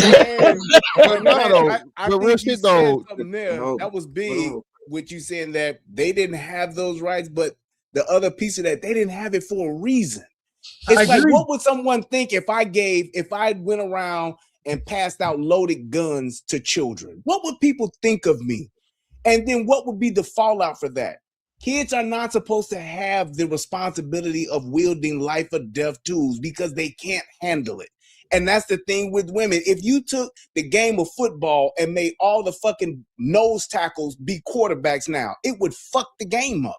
That's exactly what it is. They are out of position. They have been playing out of that position. And this is the result of that. This is why things are so disconnected and they're so chaotic, because they don't know what they should be doing. And we put them in the fucking driver's seat. They know what they should be doing. They don't want to do it. Y'all keep giving them an out. Blanche said we don't respect each other. Black men respect the hell out of Black women. The women don't reciprocate the respect. And that's the word of the day since old girl kept saying it. That's the word of the day. And she kept saying some shit. What did Carmine say about, they're going to follow the strong man? No, they fucking not. They don't like the strong man. They want to be the strong person in the relationship. They want to control the strong man. If they could control the strong man, they'll follow him. If they can't, he's on the fucking side of the road like the rest of the men. They don't want to fuck. We keep making this shit up. The women know what the fuck they are. They know what the strong fuck man if they can control them, though. So you saying they wanted a strong man to be like a pit bull for them? Yeah, that's all they want from that nigga. They don't want him to tell them what to do. They want fucking Tom Brady. Tom Brady said, "I'm gonna play one more year of football." She said, "No, nigga, I'm gonna fuck this judo guy." They don't want no nigga telling them what to do. Stop saying that shit. That's not. I'm gonna stop. You first off, you called him a what? Or you called him a what, Mr. Fantastic? A dominant simp. They want a dominant simp. They want the guy, like you said, Tommy, the girl that you was fucking with. She had the killer nigga, but of course the killer nigga is a simp for her. And the bring you into the equation, well, I'm gonna fuck this other nigga, and I'm gonna let him what they call it, mandingo. I'm gonna let him mandingo fight over the pussy, okay, to get my rocks off. You know what I'm saying, and whatever. So shout out to CJ. CJ is really saying again, women don't want the man that's structured. Women don't want the man that's orderly. They say they want that, but as soon as you put parameters on chaos, that's not how chaos operates. So this is why a lot of these marriages are failing, because I want, and then what we come to find out, she don't want the marriage for real. She want the motherfucking ceremony. So again, men by nature are cool with monotony, order, discipline, routine, all these things. Women are contrary to that. So a man doing what he's supposed to do and that he's structured to do as a man becomes boring naturally. The woman, just real quick, CJ, you got it. I'm gonna throw it back to you, brother. We motherfucking Shaq and Kobe right now. All right? So what see, it's all to CJ, right? So what you come to understand is everything that we're taught that you're supposed to do as a man and you're doing it is literally deteriorating your relationship, because you not, shout out to Kamaya, because you're not doing Pookie and Ray Ray shit. Ooh. A woman wants a relationship to be constant motherfucking roller coaster, down and curved, whatever. Not so you saying everything we were taught is wrong? Yes. Real quick, please. I gotta say this. You got it, brother. Back to you, brother. It's like giving the kid a loaded gun. That's not true, man. It's giving a serial fucking killer their loaded gun. They're not fucking kids. I agree with that. They know what the fuck they doing. They doing this shit on purpose. I agree. The point is, nigga, killing is imminent. Don't let a motherfucker just call us kids. I was right. Call us kids. We don't know what we're doing. We don't know what we're doing. They just said they know what they're doing. They know it's a super serial killer. They keep giving them an out. Oh, they're kids. They just don't know what they're doing. They're just so no, nigga. That's yeah. You know what? CJ, I gotta say this, Brian. Let me say why he it clicked with me. I've heard women do it, Mr. Fantastic. I know you've heard them because I seen you over in one of the bitches' comment section. The bitches have now started to use that as an excuse. CJ's right. They'll say, but y'all say we are like children. He's right. They're using the we're like children shit now to get away with more shit. It's a lie. Yeah, I hate that. It's a lie. Yeah, don't ever give. If you give a woman, if you give a woman a foot, nigga, she gonna put Jordans on them every time. Yeah. Listen, no, bro, you cannot. And shout out to CJ. That's what we saying, right? Ooh. The problem with women, black women specifically, is that they're giving too much of the benefit of the doubt. And then Tommy, it's something that you said a long time ago, right? Tommy, what's the main thing? Oh, I don't want the bare minimum. I need more than the bare minimum. What your mama tell you? I put food in your stomach. I put clothes on your back. I put a roof over your head. Bitch, what the fuck is that? The bare minimum. The bare minimum. So the black man is based and told his whole entire childhood, hey, you better appreciate this motherfucking bare minimum. Your mama did the best she could with what she had. And then now you turn around and get into adulthood and you got to give a bitch the sun, the moon, rain, stars, mountains, all this shit that he can't control and he don't own. Okay. But CJ, this is what I'm saying, right? Black men, and I say don't respect. Black men want to sleep with black women. That ain't respect. Because to me, these black men don't respect these black women. No, they don't. They don't. And they don't respect them either. Yes, they do, man. Stop they want to sleep with them. The women get the main respect. They get all the respect. Our mother get respect. Our grandmother get respect. We respect our women, our girls that we with. We respect all of them. They get too much fucking respect. We shut the fuck up when they talking. Women are dominating panels. When women are talking, the men shut the fuck up, not the opposite. I'm saying fear. And we let it happen. That ain't respect, is fear. It's not fear. It's oh my god, man! No. Listen to him. Blanche, explain it to him. Just listen to him. Go ahead, Blanche. Tell him the difference between the respect or fear. Yeah, it ain't respect. These black men aren't respecting them because they're black women, and no, they're respecting them because they want access to sleep with them. That's the issue. It's a scarcity mindset. It ain't actual respect. Because if he really respected her, he would check her.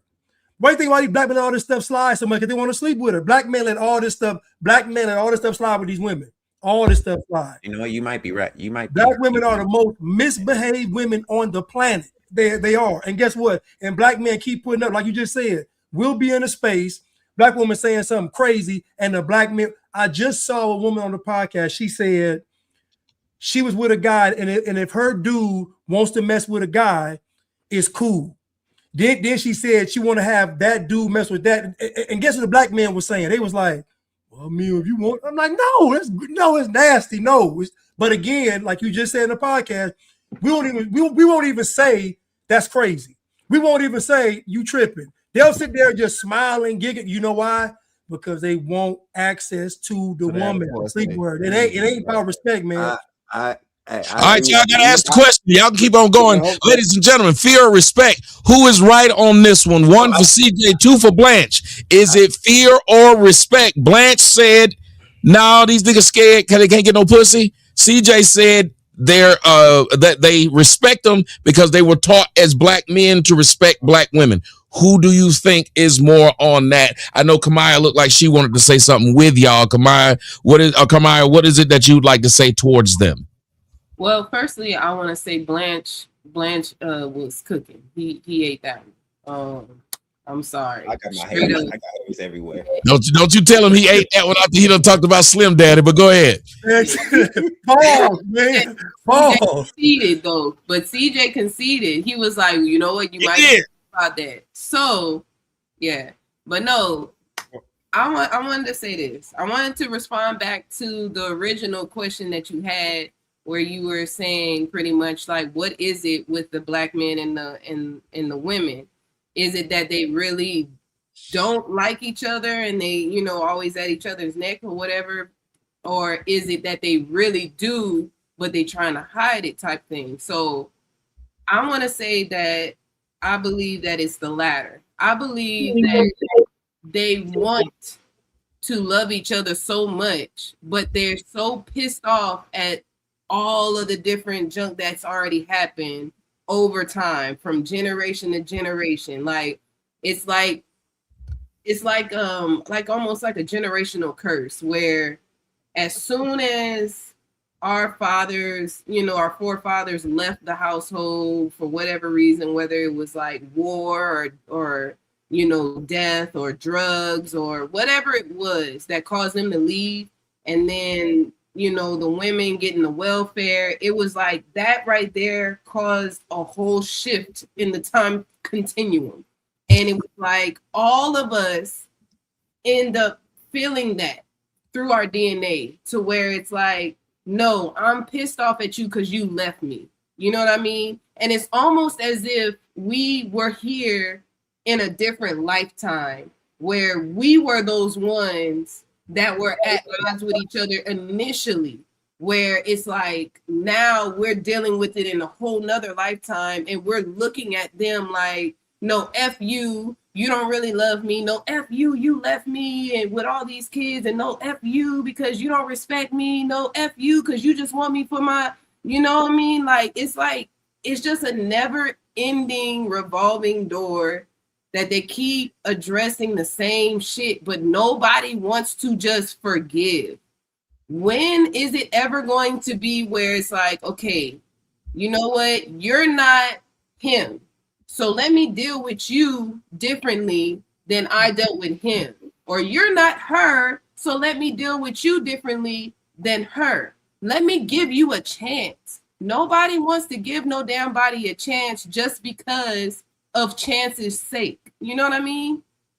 Like it's like that fear that we keep talking about. That's really what just keeps manifesting itself on both ends. It's not just men, you know what I mean? Because trust me, I love you brothers. I love all my brothers, man. I love CJ. I love how he be like, oh man, come on. Eventually gonna never respond to this but you don't understand, man. Like you gotta receive that love, man. When it's given to you, you gotta receive it. It's received. It is received. But she buttering you up, CJ, so you can't come back. I'm about to cook her. Thank you for the butter. Thank you for the butter. I needed this butter for this meal. I'm about to cook up. So, you don't even got the answer's right. It is fear, because you know what? You can control more with fear than you can. Good concession. Good concession. Yeah, they definitely controlling us with fear. And what Carmaya, or is it Kamaya or Carmaya? I thought it was Carmaya. Carmaya. Okay. So what she doing? This is what a woman tactic is. It's manipulation. That's why it's hard to listen to women. They always want to make it, oh, it's everybody. We're all doing it to each other. No, the men are loving the women. The women are not loving the men in return. Stop it with this. Oh, we're all just scared. We're all just victims. That's what women do to get. It's a deflection tactic. They don't want you to look at them. It's like, remember Tommy was talking about that magic trick when he say, "Oh, that's all it is, another magic trick. Look over here, so we can be fucking you over here." So they fucking us over there. Let's go there. When was the last time you forgave a woman? I forgave her. What are you talking about? Hold on. I know where she's going. Hold on, CJ. Y'all can do it. You can jump in with him, Black, but I know where she's going. Just because you stay with a woman, because this might be God touching my soul. Just because you stay with a woman don't mean you forgave that woman. And a lot of niggas will sit there and bring that shit back up every time that bitch. I bring it up. This bitch did not. One of the towels came out. It wasn't clean. I told that bitch everything she did in 2022. I did. I went the fuck off. And then back we forgive our women every day. Dirty laundry, dirty laundry is diabolical, nigga. Hey, I've done that before too. Not the dirty laundry, but I done brought up some shit. I know where she's going. I know where she's going. I think she might have a point with that one. I still think though it's way more men. Tommy, you say this. We say this time and time again. It's way more niggas that got cheated on and stayed. Yes, and whatever it meant. Okay. Yeah, but when we stayed, what condition did you stay under? Did you stay under the condition of you were still nice to her and everything went back to where it was, or did you hold that shit over her head? Nah, it was for most dudes. If he stayed, Tommy is love. I hold it over a bitch head for years. I don't know, man. Even if you do in that case, I'll say this, right? I've heard way more. Oh, that bitch. You gonna call that bitch? You gonna talk to that bitch? Then niggas talking about that nigga because the nigga don't want to remember that motherfucking dick getting out. They don't want to remind himself of that motherfucking of it slipping out and her putting it back in. You know what I'm saying? That's why I can't do it. Even that dynamic in it is there. But I wanted to say this though, right? Again, I think and I hope people understand what we're doing when we're having this panel, speaking from Black people's perspective, because our position, the Black man's position, is the most unique position in the world, bro, when it comes to relationship dynamics. Okay, the Black man's entire existence is based around, most importantly, his access to women, his success with women. You can be the richest nigga in the world, but you ain't getting no pussy, you ain't fucking no hoes. So when you understand that is the value of yourself, this is how evil that shit is, bro, when women manipulate the shit in this situation. And I think that shit right there, man, is the craziest part of it, because even though Blanche is more right, CJ is still right to a degree. We know for a fact the most loved person in the motherfucking family is Big Mama. Always a fucking female, hands down. Okay. So there's definitely love and admiration and deification. Tommy, you talked about this shit. Even though you was a crack fiend, mama, you always was a black queen, mama, right? Yeah. Ain't nobody motherfucking celebrating your crackhead ass daddy or uncle. Never been. The crackhead fucking, man ain't never been celebrated, right? So it's two parts, but I think what happens is once you mature from a kid to a grown man, that's when it's more so what Blanche is saying.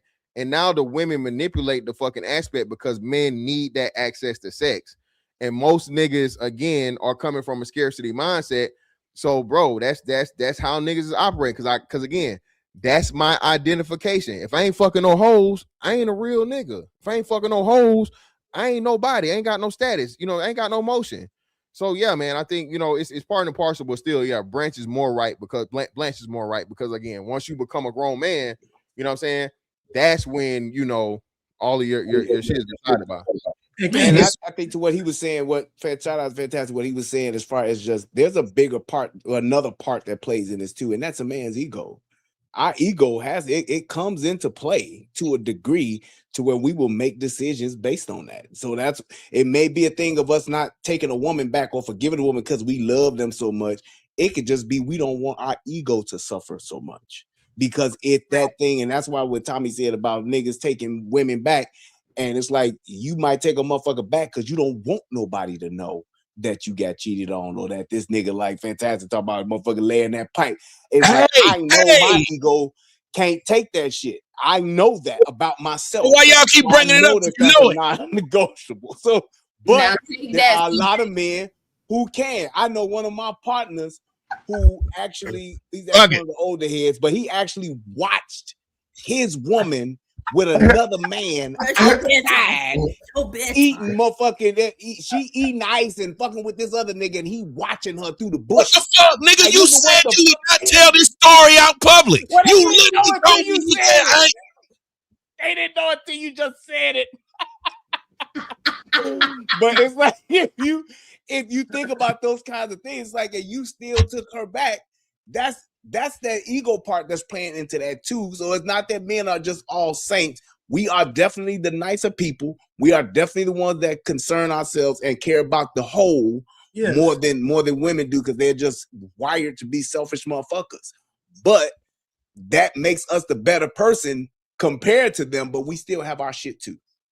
Can I just say what CJ said, that women do this stuff on purpose? And I agree with him 1,000% because we're taught women are emotional and they don't know what they're doing and all that, and it's all cap. women are diabolical, mad, sadistic scientists, and they in the lab every day cooking up something. This is what they do every single day. That's what they do. I didn't know it went this deep. My bad, my brother. No, you good. They got is deep, nigga. This shit is like professor. Y'all saying women are surgical with the shit they doing? Surgical, Tommy. I don't know how they learned this shit. I said, ain't no way they was born with this magical fucking master class. I give you CJ. Think about a little girl, right? Say she's about 5 years old.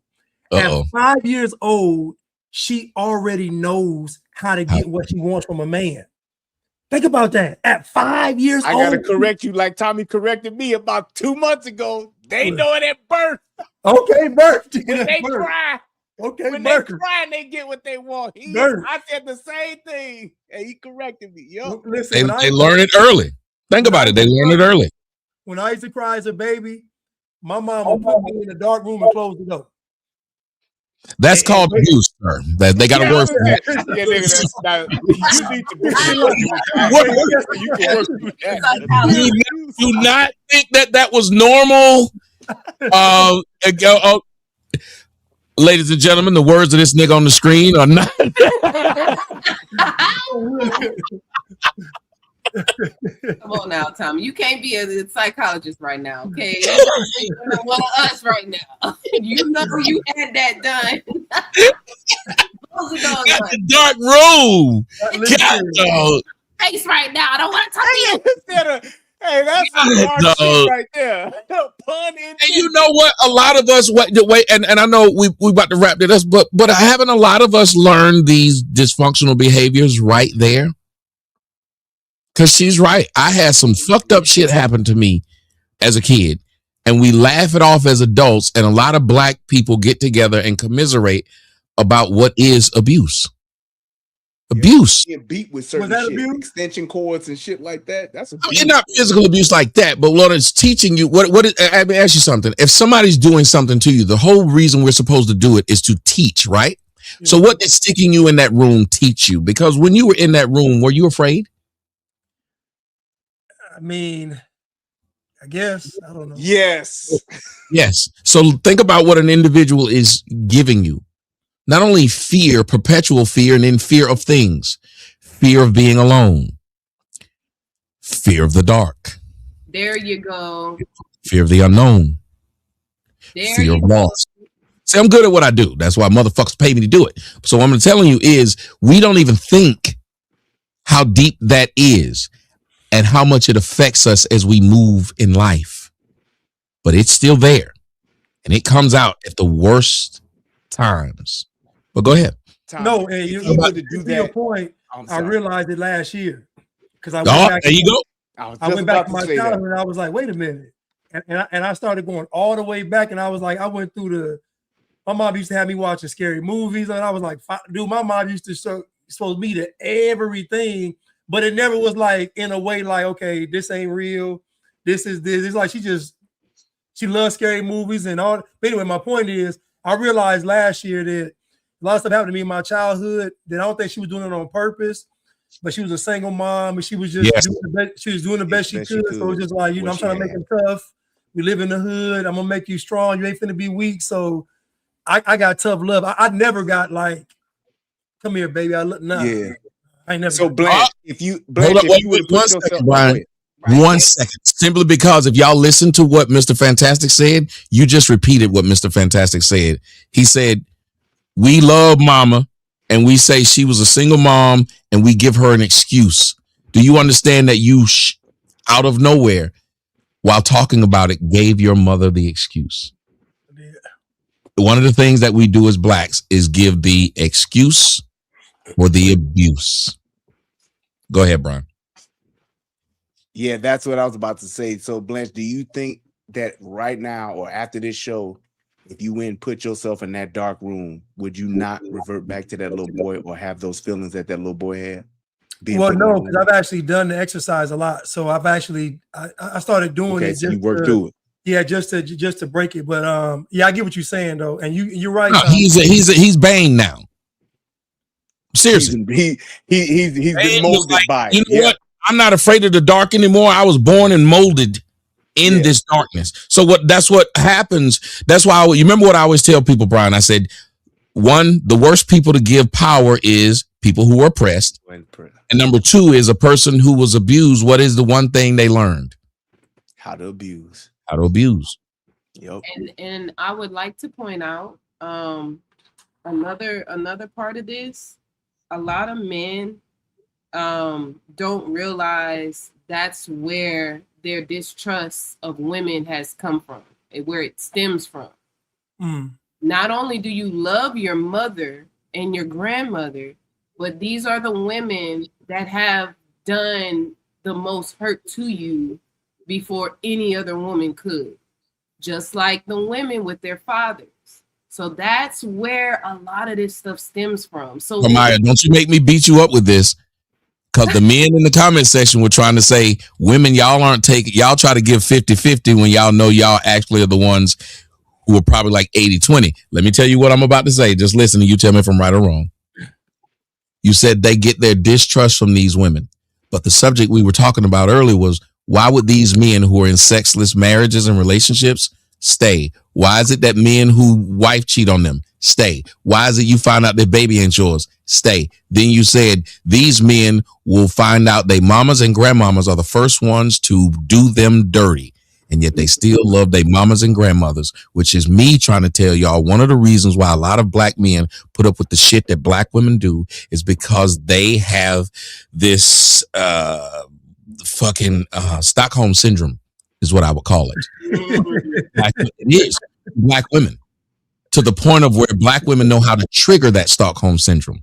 You ever notice that as soon as a black man starts to break away from black women or the things they perceive black women do, they'll say, your mama black, your grandma black. We've never been able to tell that black woman who you were about to say her problem stems from her daddy being abandoning her or doing her dirty. Know what we've never been able to tell her? Her daddy black.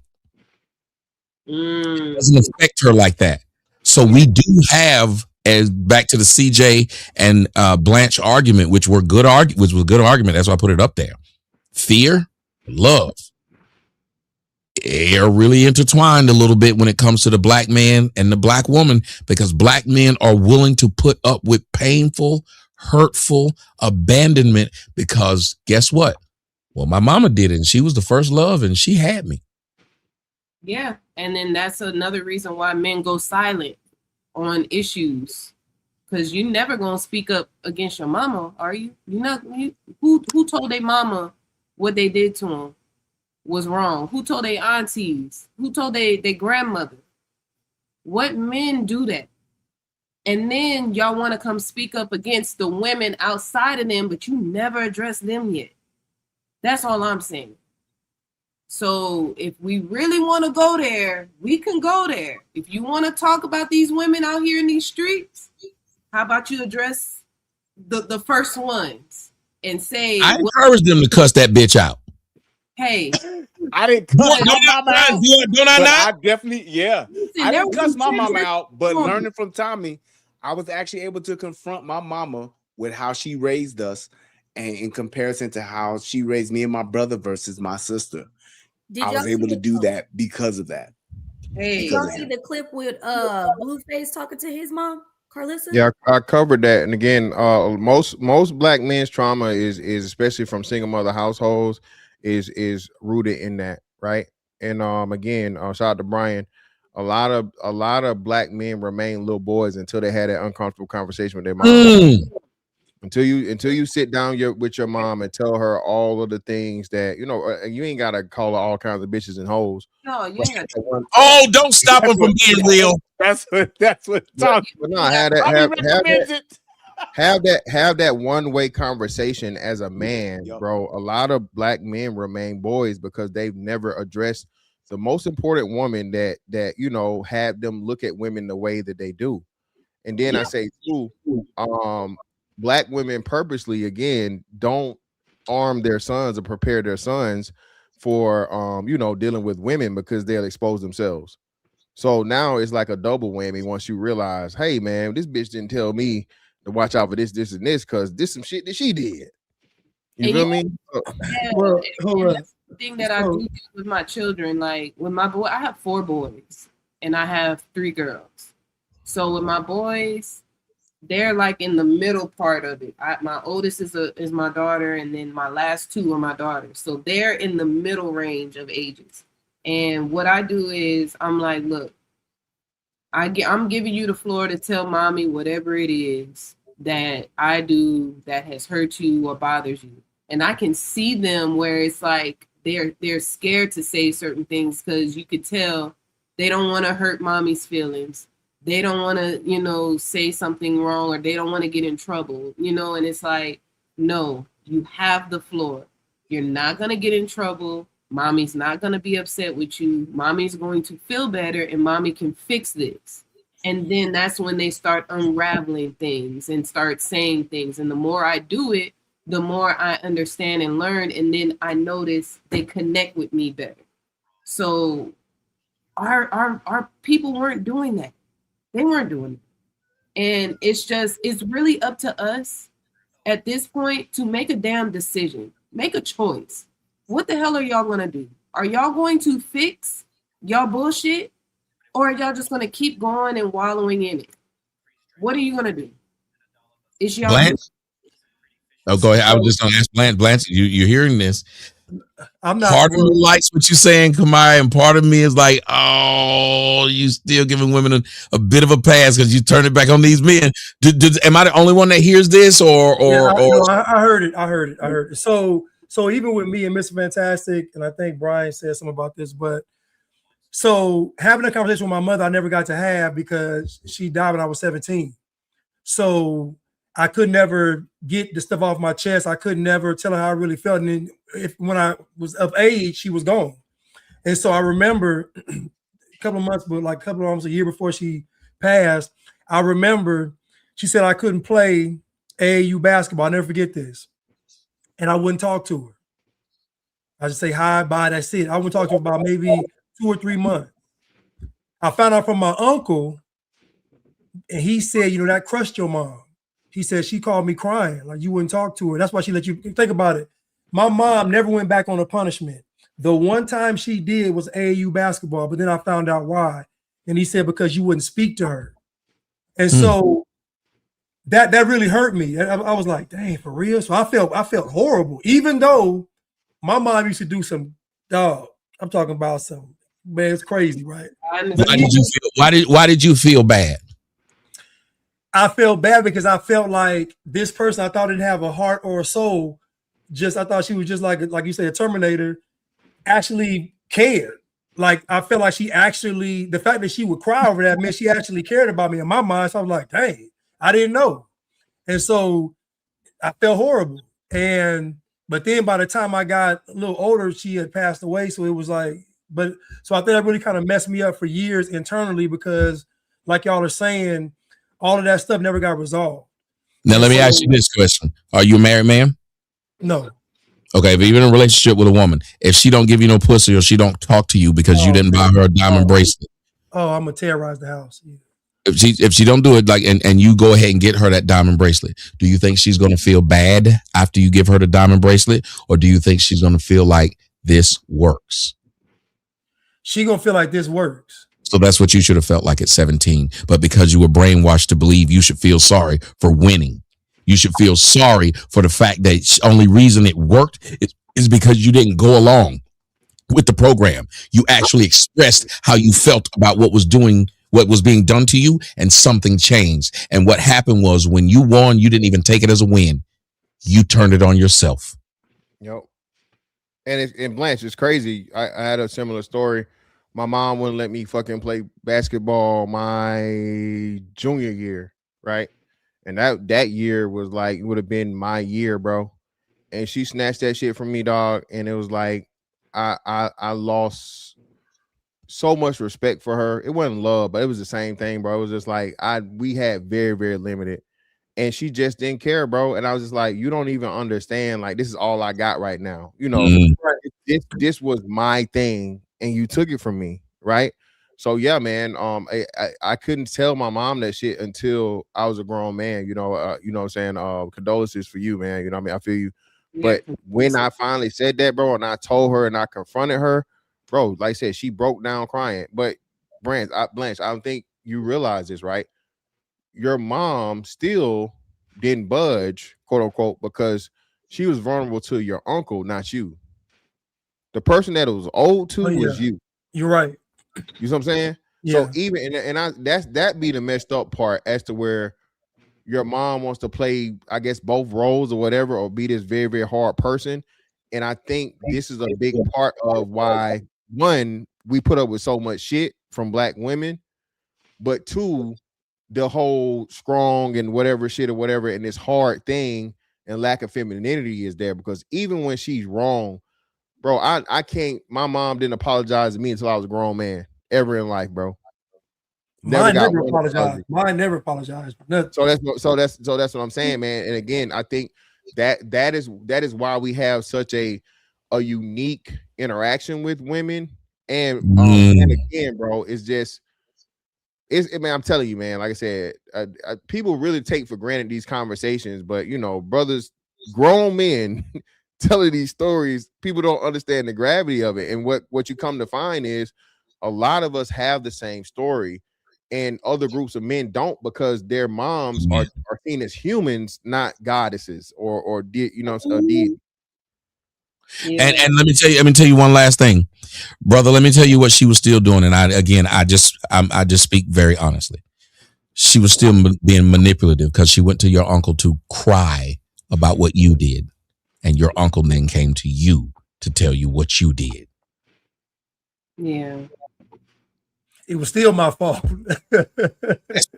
She went to him, put on his face. You became the enemy. She went to another man to get that man to check you because you were being a man. You were being a man when you said, hey, I'm not. The same story Mr. Fantastic got. My mama said up there, I still remember $250 for a letter jacket. How am I playing varsity sports and don't have a letter jacket, and you just had to pay for it and they give you your letters? My mama said, I ain't got $250. Meanwhile, the closet is full of 9 West shoes and all kinds of shit. She did not have $250 to give me. Listen. and it's sad. Like that's why for me, and getting child support. I had to throw that out there too. And getting child support for my father. Still didn't have $250. listen, look. We can have a whole nother show about this. I ain't. Oh, we gonna do it next week, girl. We gonna get these bitches. Hey, I'm sorry.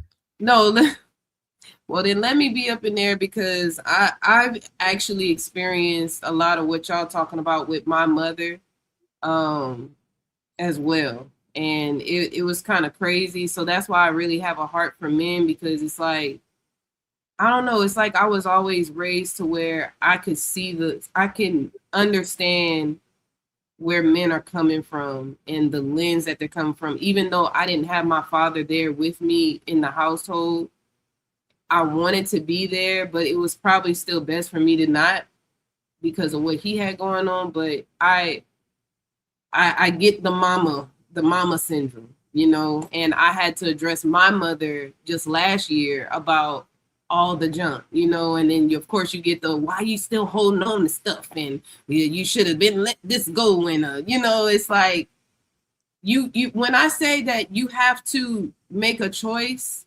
and figure out what you're going to do and do better, I don't mean like trying to go back and fix shit you can't fix. I can't fix my mom. I can't fix my daddy. I said on another panel, I'm not sure if Melanin was there, but my dad literally stopped talking to me because I had my 7th child. Like, and it's some crazy junk, that be going on. But stuff like this will mess people up for life, if you let it. What I'm saying is like, where you are right now, the only thing you can do is make better choices. You need to let me get you on the couch. You said what? You need to let me get you on my couch. Or what, for a talk? For a show? Yeah, girl, for a talk. I'm not trying to fuck. I wasn't trying to. I mean, since y'all out of it, I was fine. Little therapy, little fuck. You talk about my show. Okay. But no, yeah, like it's a lot. It's a lot. It's just like my husband always says, every moment is a moment for you to make a better choice. Regardless of whatever effed up junk you done did, you can make a better choice this moment and the next moment and the next moment. So that's all I'm saying. Yep. No, and it is a thing. Like, I think we'll do good next week. We'll do that to open up, because like somebody said in the comment section, they said this is a free therapy session. One of the reasons why I like being open, and I thank you, Blanche, for even starting this. I tried to do it earlier when I said I'm not going to sit here and present myself, because a lot of these people online, you hear these niggas tell you they the best nigga doing it. Nobody do it better than them. All the hoes love me. I got all the money. Like, if you hear them tell it, you feel so insignificant, insecure, not heard, not seen, and not felt. And a lot of times when we do, and I'm with you, Fantastic, a lot of these people have opened up for other people to say something, but a lot of these manosphere places, that's why I separated from them. They had actually turned men to more recluse because they were lying. They were lying, and those men were starting to feel like, I can't measure up to this, so I'll start lying too. And the only time I feel seen is in their comment section, throwing them some money and joining the such and such club that he telling you, if you want to be a baller like me, join my club. And a lot of this shit was working. It's almost like a David Koresh kind of thing. And I said, I never wanted to be like this. Like my Uncle Benjamin said, he said, with great power comes great responsibility. And I looked at it, I said, you now know what the fuck you can do to people mentally. Do you want to use them, or do you want to help them? And I chose, I'm going to help. And the one way to help anybody is to just be vulnerable, because a lot of people have never seen it. They've never heard somebody be able to say this about their mother. When you were talking, Kamaya, that's why I said I kind of see you putting it more on the men, because when you said a lot of these women are having these things and feeling that way because of their fathers, I was like, You know how many women have come and laid on my couch? What? That sounds wrong. But when they talk to me, They will talk about their mothers more than anything else. These women will talk about how their mother fucked them up. They will talk about how their mothers had them out of the house at 13, but let the brother stay and he ain't have no job or whatever. They'll talk about how they had her taking care of their siblings like she was the fucking babysitter when she wanted to go do certain things. They'll talk about how uncle was playing with their pussy and shit when they were little, and mama was letting their boyfriend fuck them and got mad when she went and told her mama, your boyfriend trying to fuck. These girls have been in these homes and felt lost. Why do you think so many of these young girls have been stripping since they were 16, 17 years old?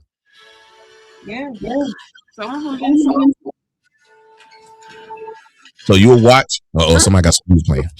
So you'll watch this, and we won't put the blame squarely on what it is. But I'm with you. We can't wallow in it, but we surely can't let the next generation start to feel exactly like what they were saying. This is a human. This ain't no damn goddess. Why in the fuck I gotta believe that this woman, just because she had a kid, is infallible? Right.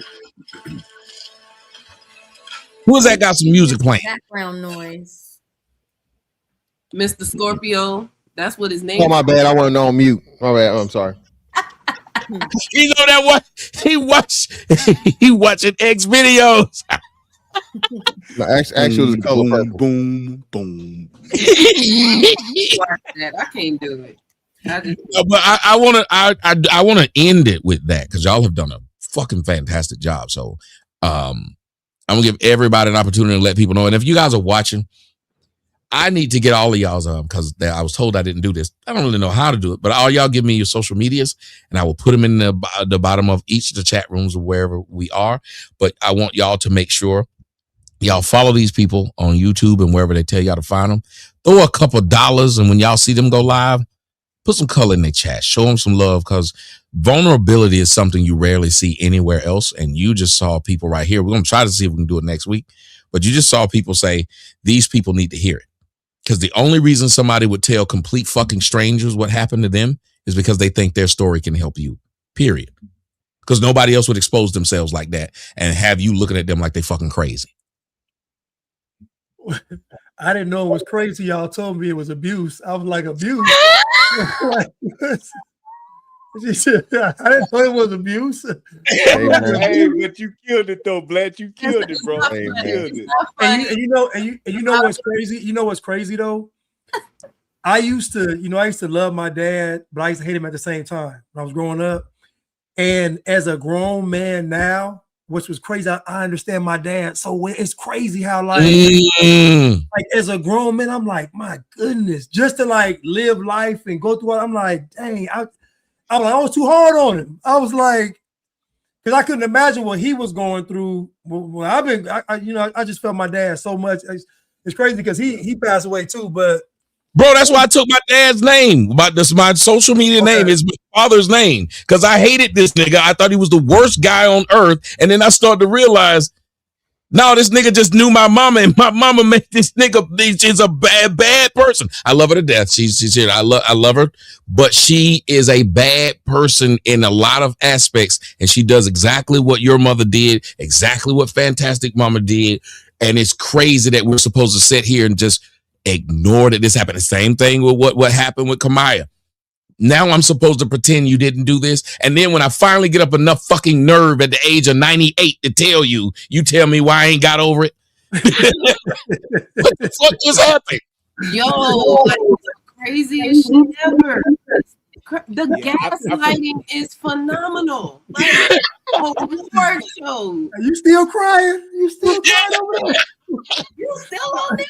That happened how many years ago? You ain't got over that? I forgot who said it. I didn't do that. Oh my God. Listen. I went off at that point. I went off. I was like, why would I be sitting here telling you any of this shit if you don't do it? I made this shit up. I'm the Stephen King of kids. I'm just making shit up. I'm the cuckoo for Cocoa Puffs right now. You know why they don't remember? Because they'd have to hold themselves accountable, so they don't understand shit you saying. Yeah, like, why would I do that? That doesn't make any sense. You're right. It doesn't make any sense. Duh. And plus, if they've been manipulating you since you were a child, having you believe them over yourself, they just try to get you. So it's wonderful when you finally know, bitch, you lying, and get her ass.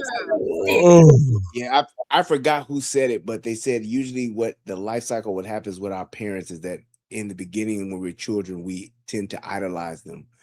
And as we get older, when our teens and things like that, we begin to villainize them. But then once we've gotten old and we've matured, the last thing that we usually do is we begin to humanize our parents. And I went through that with my dad. As a young man, I missed the fact that my father wasn't living with me and wasn't in my home at 3 years old. That shit stuck with me. But it wasn't until I got older and I became a grown ass man to where I really had conversations with my father. And that's when I learned how to humanize him. One of the biggest revelations I ever had was my father telling me that he never had a father and he didn't know how to be one.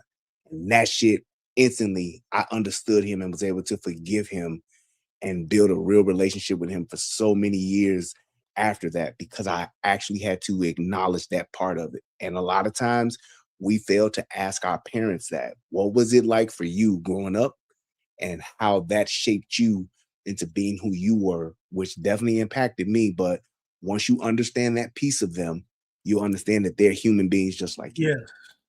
Well, Neek, you better be glad you got some big titties. I've been unblocked you by now. You saying some hurtful things. She said, Neek said, y'all, how much? She said, how long is a person supposed to get? These parents are trying to, what y'all are asking for is too much. Because she said, how long is the mom supposed to keep apologizing to y'all? Does she understand we're saying we never got the apology? There was never an apology. There was never no accountability. There was never no I did you wrong. There was never no you should have been with your father more. There was never no I shouldn't have been raising you like this. I didn't totally went against you because I was mad at my childhood. I was mad at your dad and I took it out on you. Like, come on now. And see, this is why it's so upsetting when women say stuff like that, because there's no way you just heard all of these men be this vulnerable and it's still grace for her ass when you, I mean, 4 out of 4, it's 4 men up here just said that. And the female. I don't see the point of even trying to advocate for a woman. Just marinate in what they're going through. There ain't shit to be said if you ain't going to be considerate to what the fuck they just, it ain't about them. You think somebody care about their mamas right now? Did you hear what they just said that she did to them? I think it's the move on that makes us wait till we 107 to say something. Well, I was 96 a minute ago, but we're not 107. The age even keeps going up. I'm 107 now before I finally say something, and I'm just sitting up here looking at this bitch's skeleton talking about some, mom, you did me wrong, and all she can say, Norman Bates. Norman Bates. Yes, like seriously, that's what it is. It's perfect example. Blanche was making a joke, but Blanche, you know how right you are? That's what Norman Bates was. Turned to his mama. Listen, he was still living through a dead individual, still trying to get the love, understanding through a dead person. Even have a conversation. Yes. And here's the funny part. I ain't gonna even lie. I've had dreams of conversations of my mother apologizing, hoping I got that conversation that never came. Wow. That's never came. Huge. And the shit was vivid. The shit was vivid because all I wanted was this bitch to say, my bad, hug. I realized what you did. That's all a nigga wanted. I didn't want you to have to get me that Tonka truck. You didn't have to get me that Tyco racetrack. I wasn't gonna force you to do that. Just tell me you gave a shit and you realized the pain I went through and the much as I still cared for you, even through that. That is the scary part. I still remember that story I did with the Jamaican lady kicked the shit out of her child. The child goes flying and hit the stairs, stood up and did this mother like this. I remember that shit. Never fucking forgot that. I never forgot that. I remember that show. That child. Football kicked that child. He stood up and reached up for her. Yes. Sure in the fuck did. Yup, I remember that shit. So just so I can be clear, y'all, I want to leave here right. So my mom crying. What did that mean? That means I'm trying to. She was manipulating your uncle to turn you into the bad guy. She didn't cry to you. She cried to him. Yeah. I'm saying, what was she crying because it really hurt her? Why was she crying? Is my point. I said she was manipulated. Go ahead, Fat. Yeah. So if she had cried to you and showed you the emotion and vulnerability, yes, it would have been genuine. But being the fact of the matter that she got your uncle involved because pretty much you had cut her out, it was a manipulation tactic. And like he said, because she pretty much had lost you and you had cut her off. Again, you weren't being disrespectful or whatever. But the worst thing for a woman is complete and total, like ignoring them, acting like they're not there. Because attention is the most important thing for a woman, especially coming from her child. So being that she had lost that connection with you and you had just mentally separated, now she has to get a third party to not only make you the bad guy, but now to sympathize. To give you empathy and sympathy and make you yourself the bad guy because you made your mom feel bad. Mm-hmm. I take it as both. I take that as both. I believe she was manipulating and she was really hurt as well at the same time. Well, yeah. Hold on. Yes, she was hurt, but not that kind of hurt that he wants. Not hurt. He was hurt that he stood out on his own. Yeah, it's like the girl get hurt when she don't call and you don't call back, and now she calling to wonder why you ain't called. Yeah. That's what she was. How is it that you've been able to do this? Because your whole life you've never been able to do this. So you've done this. So what I'm going to do is get somebody else, another man, a bigger man, an older man, come check your ass. And that's what your uncle did. Yeah, and she was supposed to be. She was supposed to be hurt for her actions, not your reaction. That's what. Yeah. Yeah. She's supposed to be hurt because, like I said, it was something for you that you enjoyed, something that was love for you, something that you really enjoyed doing, and you deserve to do it. And out of whatever dominance or establishing whatever she was trying to do, she took it away from you, right? So now you feel me, and again, man, people don't understand people, man. People really don't understand a lot of things, and unfortunately, we're taught a lot of toxic shit, man. It's black people, but black men specifically. And once she finally, she was on the show with me today. I had fun with her. She Beachy talk a whole motherfucking lot. You will not get no word in. But once she stopped talking, you can actually talk to her. She'll listen. But at first, if her mouth running, her ears don't work. But she was funny. She was fun to talk to. Blanche, the hardest part is to come to grips with things. Come to grips with the person you in relationship with don't love you. You ever called a bitch back and like, I know we done been through this shit. I know you still want me. She's like, no, I'm with this nigga. He got 14 inches of dick and you don't.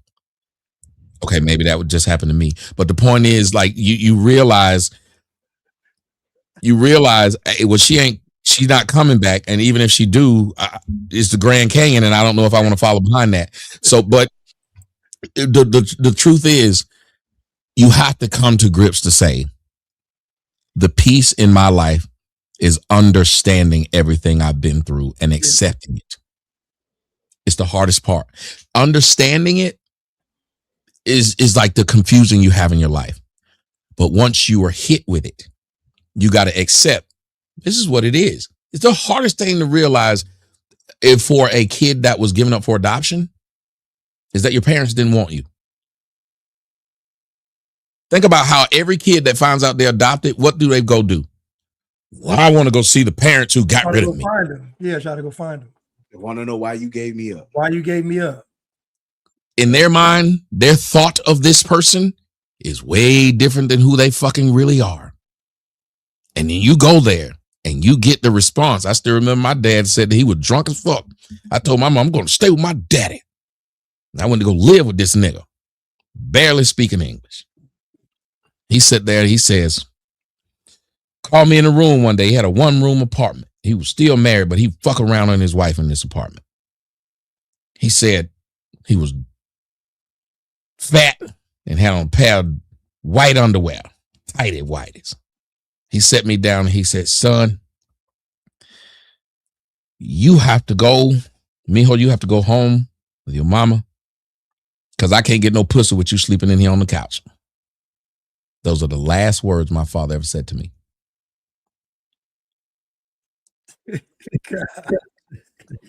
God. Good. I'm crying. 16 and packed up my clothes and put them on a little stick. Put it on my shoulders and walk in a polka dot handkerchief. Yeah, I'm walking down the street. The motherfucking David Banner tune is playing. Doom, doom, doom, doom. And to this day, at first it took me years to say, like, what the fuck? I told my mama, you ain't shit. I'm gonna go stay with this nigga because I know he love me and you.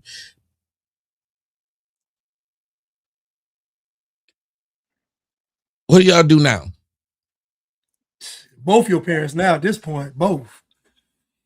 Both of them. Both of them. You like, and then I had to realize, you know what? I am the product of two ain't shit people.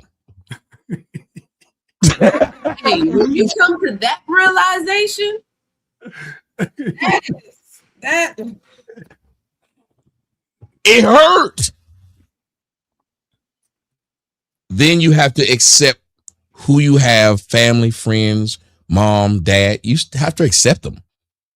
And the only thing you can do is, I remember saying that somebody said to me when I was in college, when I first started taking psychology classes, they said, and I guess it's an old saying, but it was the first time I had heard it. They said, you can't pick your DNA, but you can choose your family. So I think part of what we're doing when it comes to relationships, fucking and having children, is I think we're dysfunctionally trying to pick our family. There, thank you. Damn it, thank you. And this is why they pay me the big bucks. And that's it. That's why that nigga is who he is. Let's go. That's good. No, like that's some real ass shit. I'm out here fighting for my damn life to get our people to come together, like love on each other or something, bro. We ain't had that. But let's learn together or something, but it's always a damn excuse. It's very difficult though. I'm up here fucking a bitch, and as soon as I get through skeeting in and everything, I realize I don't like you like that. But now I've let this woman walk away with my DNA. Literally. And it keeps happening. And it's not gonna go away. I'm saying dysfunction. I want love, but how do I know about going by it? Well, gotta drop some dick off in a bitch. Feeling, you know what's the hardest conversation to tell other men? That I actually feel empty after the most raunchiest sex I have. And they be like, man, you enjoyed that pussy. And I'm like, I'm supposed to tell you I enjoyed it because as it makes me a man. But I actually didn't. I actually felt empty after I fucked this bitch because I'm looking at her and I'm looking at my dick and it's looking like a glazed Krispy Kreme donut. Go to bed. Go to bed. Y'all, we'll have this conversation next week. Yes. All right. Any final thoughts on the way out, y'all? Please. I got the visual though. I got that visual. Oh my Lord. Yeah, not me. Hey, man, shout out to the panel, man. Miss Fantastic 824 on all social media platforms, man. Whatever you look at me up on, YouTube, IG, Twitter, Instagram, all that shit, whatever, Facebook page, all that good shit, man. Appreciate y'all for having me. Thank you for staying for the whole show, nigga. Hey. I was trying to hurry up and end it because I said, oh shit, Mr. Fantastic, if I can get this motherfucker to stay the whole show, I ain't even lying. I said, oh shit, I'm gonna make him stay the whole show. I had an energy drink, nigga. I was to help. No, listen. Go ahead, Cormaya. Giving out. But yeah, thank y'all for having me on the panel tonight. It was dope. Y'all know I love my girl Melanin. So thank you for coming because we was trying to get you and I didn't think so. I dropped your name. Tell her, didn't I drop you? I said, I know that she's like, I dropped your name quick. You know, Melanin's gonna be there. She said, for real? And ended her. She said, for real? Sure did. She was live on Instagram. I was I like, love it. I'm trying to build up my Instagram. Y'all come follow me. You know what I mean? I followed you. Love. Come show me some love. I'm gonna go follow Mr. Fantastic. I'm gonna pick on him a little bit because that was too funny. He knows he's a Scorpio. That is some Scorpio ass shit. I am not even gonna lie. Oh, you be quiet. You gonna follow him because he was talking about hitting the bottom. He was Lord, I was like, yo, but it's crazy because my husband is literally the day before the cutoff for the Scorpio. And so it's like he's technically Scorpio, but still a little bit Libra. Trust me. I got my wife talking over here. I don't trust none of y'all people talking about the 12th house of Venus and all this. I don't trust y'all. No, because when your birthday? That's what I want to know. I'm December 11th. They say I'm a Sagittarius. I don't know what that means. You're December 11th? Uh-huh. Lord have mercy. Explains What it the all. fuck does that mean? What does it mean? What does that even mean? Hey. No, I don't just go by the astrology. I do the cards, the 52 deck. So trust me, it's way deeper and it's way more ancient than the little tarot and the astrology junk they be doing. Matter of fact, what this man said here, double Leo. What the fuck does that even mean? How you two tigers? well, he probably is a Leo sun and a Leo rising, but not. There y'all go. Man, they crazy as hell. These motherfuckers is nuts. I'm a Leo. What do it mean? What does it don't mean nothing? It means they'll put period blood in your fucking spaghetti and have your ass walk around the house like this. And she know that's what she put her head up. She know what they doing. No, first of all, that's some Southern shit right there. You talking about the Creoles? It is that damn Creole. You know, I didn't find that out until recent that people do that. That's why they tell. You didn't know that was a thing? No, Ooh, that's why they it's tell a men thing. not to eat the spaghetti. I was like, why not? Thing, baby. It's a thing. They bury their panties in their yard to where. Yeah, I'm Panamanian, so like all of the fucking shit, all of the shit is backwater. We grew up. I always embarrass people like the shit we grew up with is kind of fucking crazy. Although, is it crazier than Jesus? I don't know. I don't want to offend people. Is it crazier than that? It might be. Is it though? Shit, wait a minute. We'll have that conversation one day. 7? You're a 7 of clubs? Hey, that's why your ass be having them vivid ass dreams and you don't be telling nobody nothing. And whenever you be talking, certain shit come to pass. So you better watch what you be saying about people, especially when you mad, because when you start to talking, that shit, you listen. Hey, Hold on. They'll tell you, Brian will tell you, since I've been doing shows when I was growing up, I literally used to be able to tell people what the fuck was going to happen, and it happened. No, dead ass, because you're a 7 of clubs. Clubs rules communication.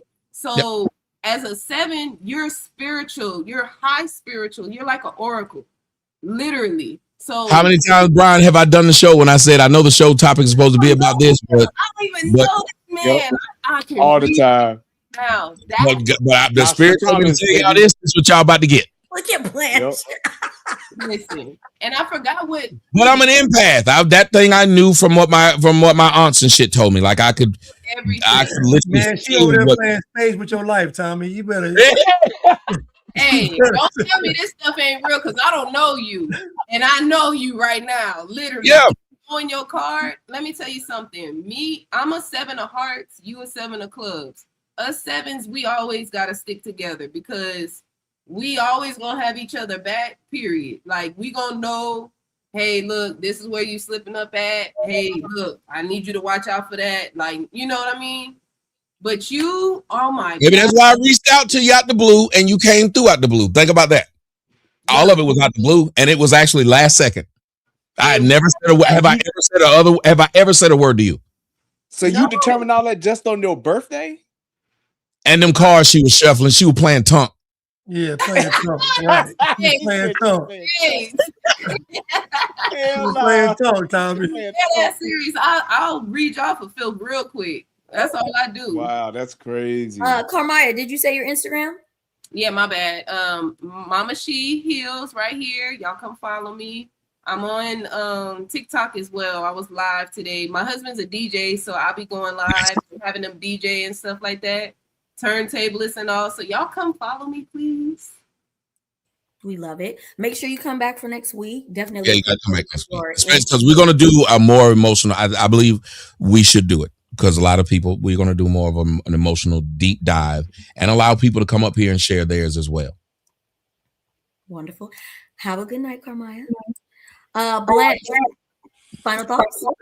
Oh yeah, thank y'all for listening to me, giving me some advice. Y'all really opened my eyes up some more. You know, I've been on this journey for about the past year, so thank y'all so much. I got a different perspective, and you're right, Tommy. You just got to just accept what it is, and it is what it is. But thank God I'm here, right? So yes, sir. Yeah, great show. I enjoyed it. Melon, you didn't talk too much this show. I don't know if you was on the hot seat earlier. You got in trouble for something. I don't know what you did. But. Look here, nigga. No, I didn't get in trouble. Don't you be talking about how I run my house? Hey,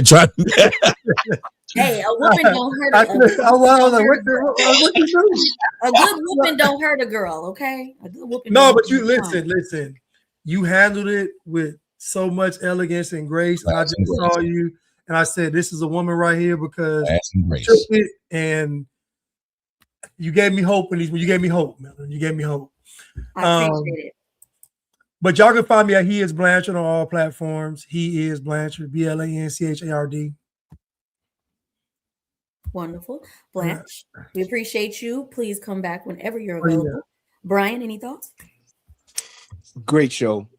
I love the deep dives like we did tonight. So I think we really were able to reach some people and really show some real truths about ourselves and about each other. And I just appreciate everybody for just willing to be transparent and just really speaking from their life experience in their heart. It ain't as easy as people think it may be. And it takes a lot of just being, comfortable with yourself and just being vulnerable. And I appreciate it. I'll never let that go unnoticed. So thank you, Blanche.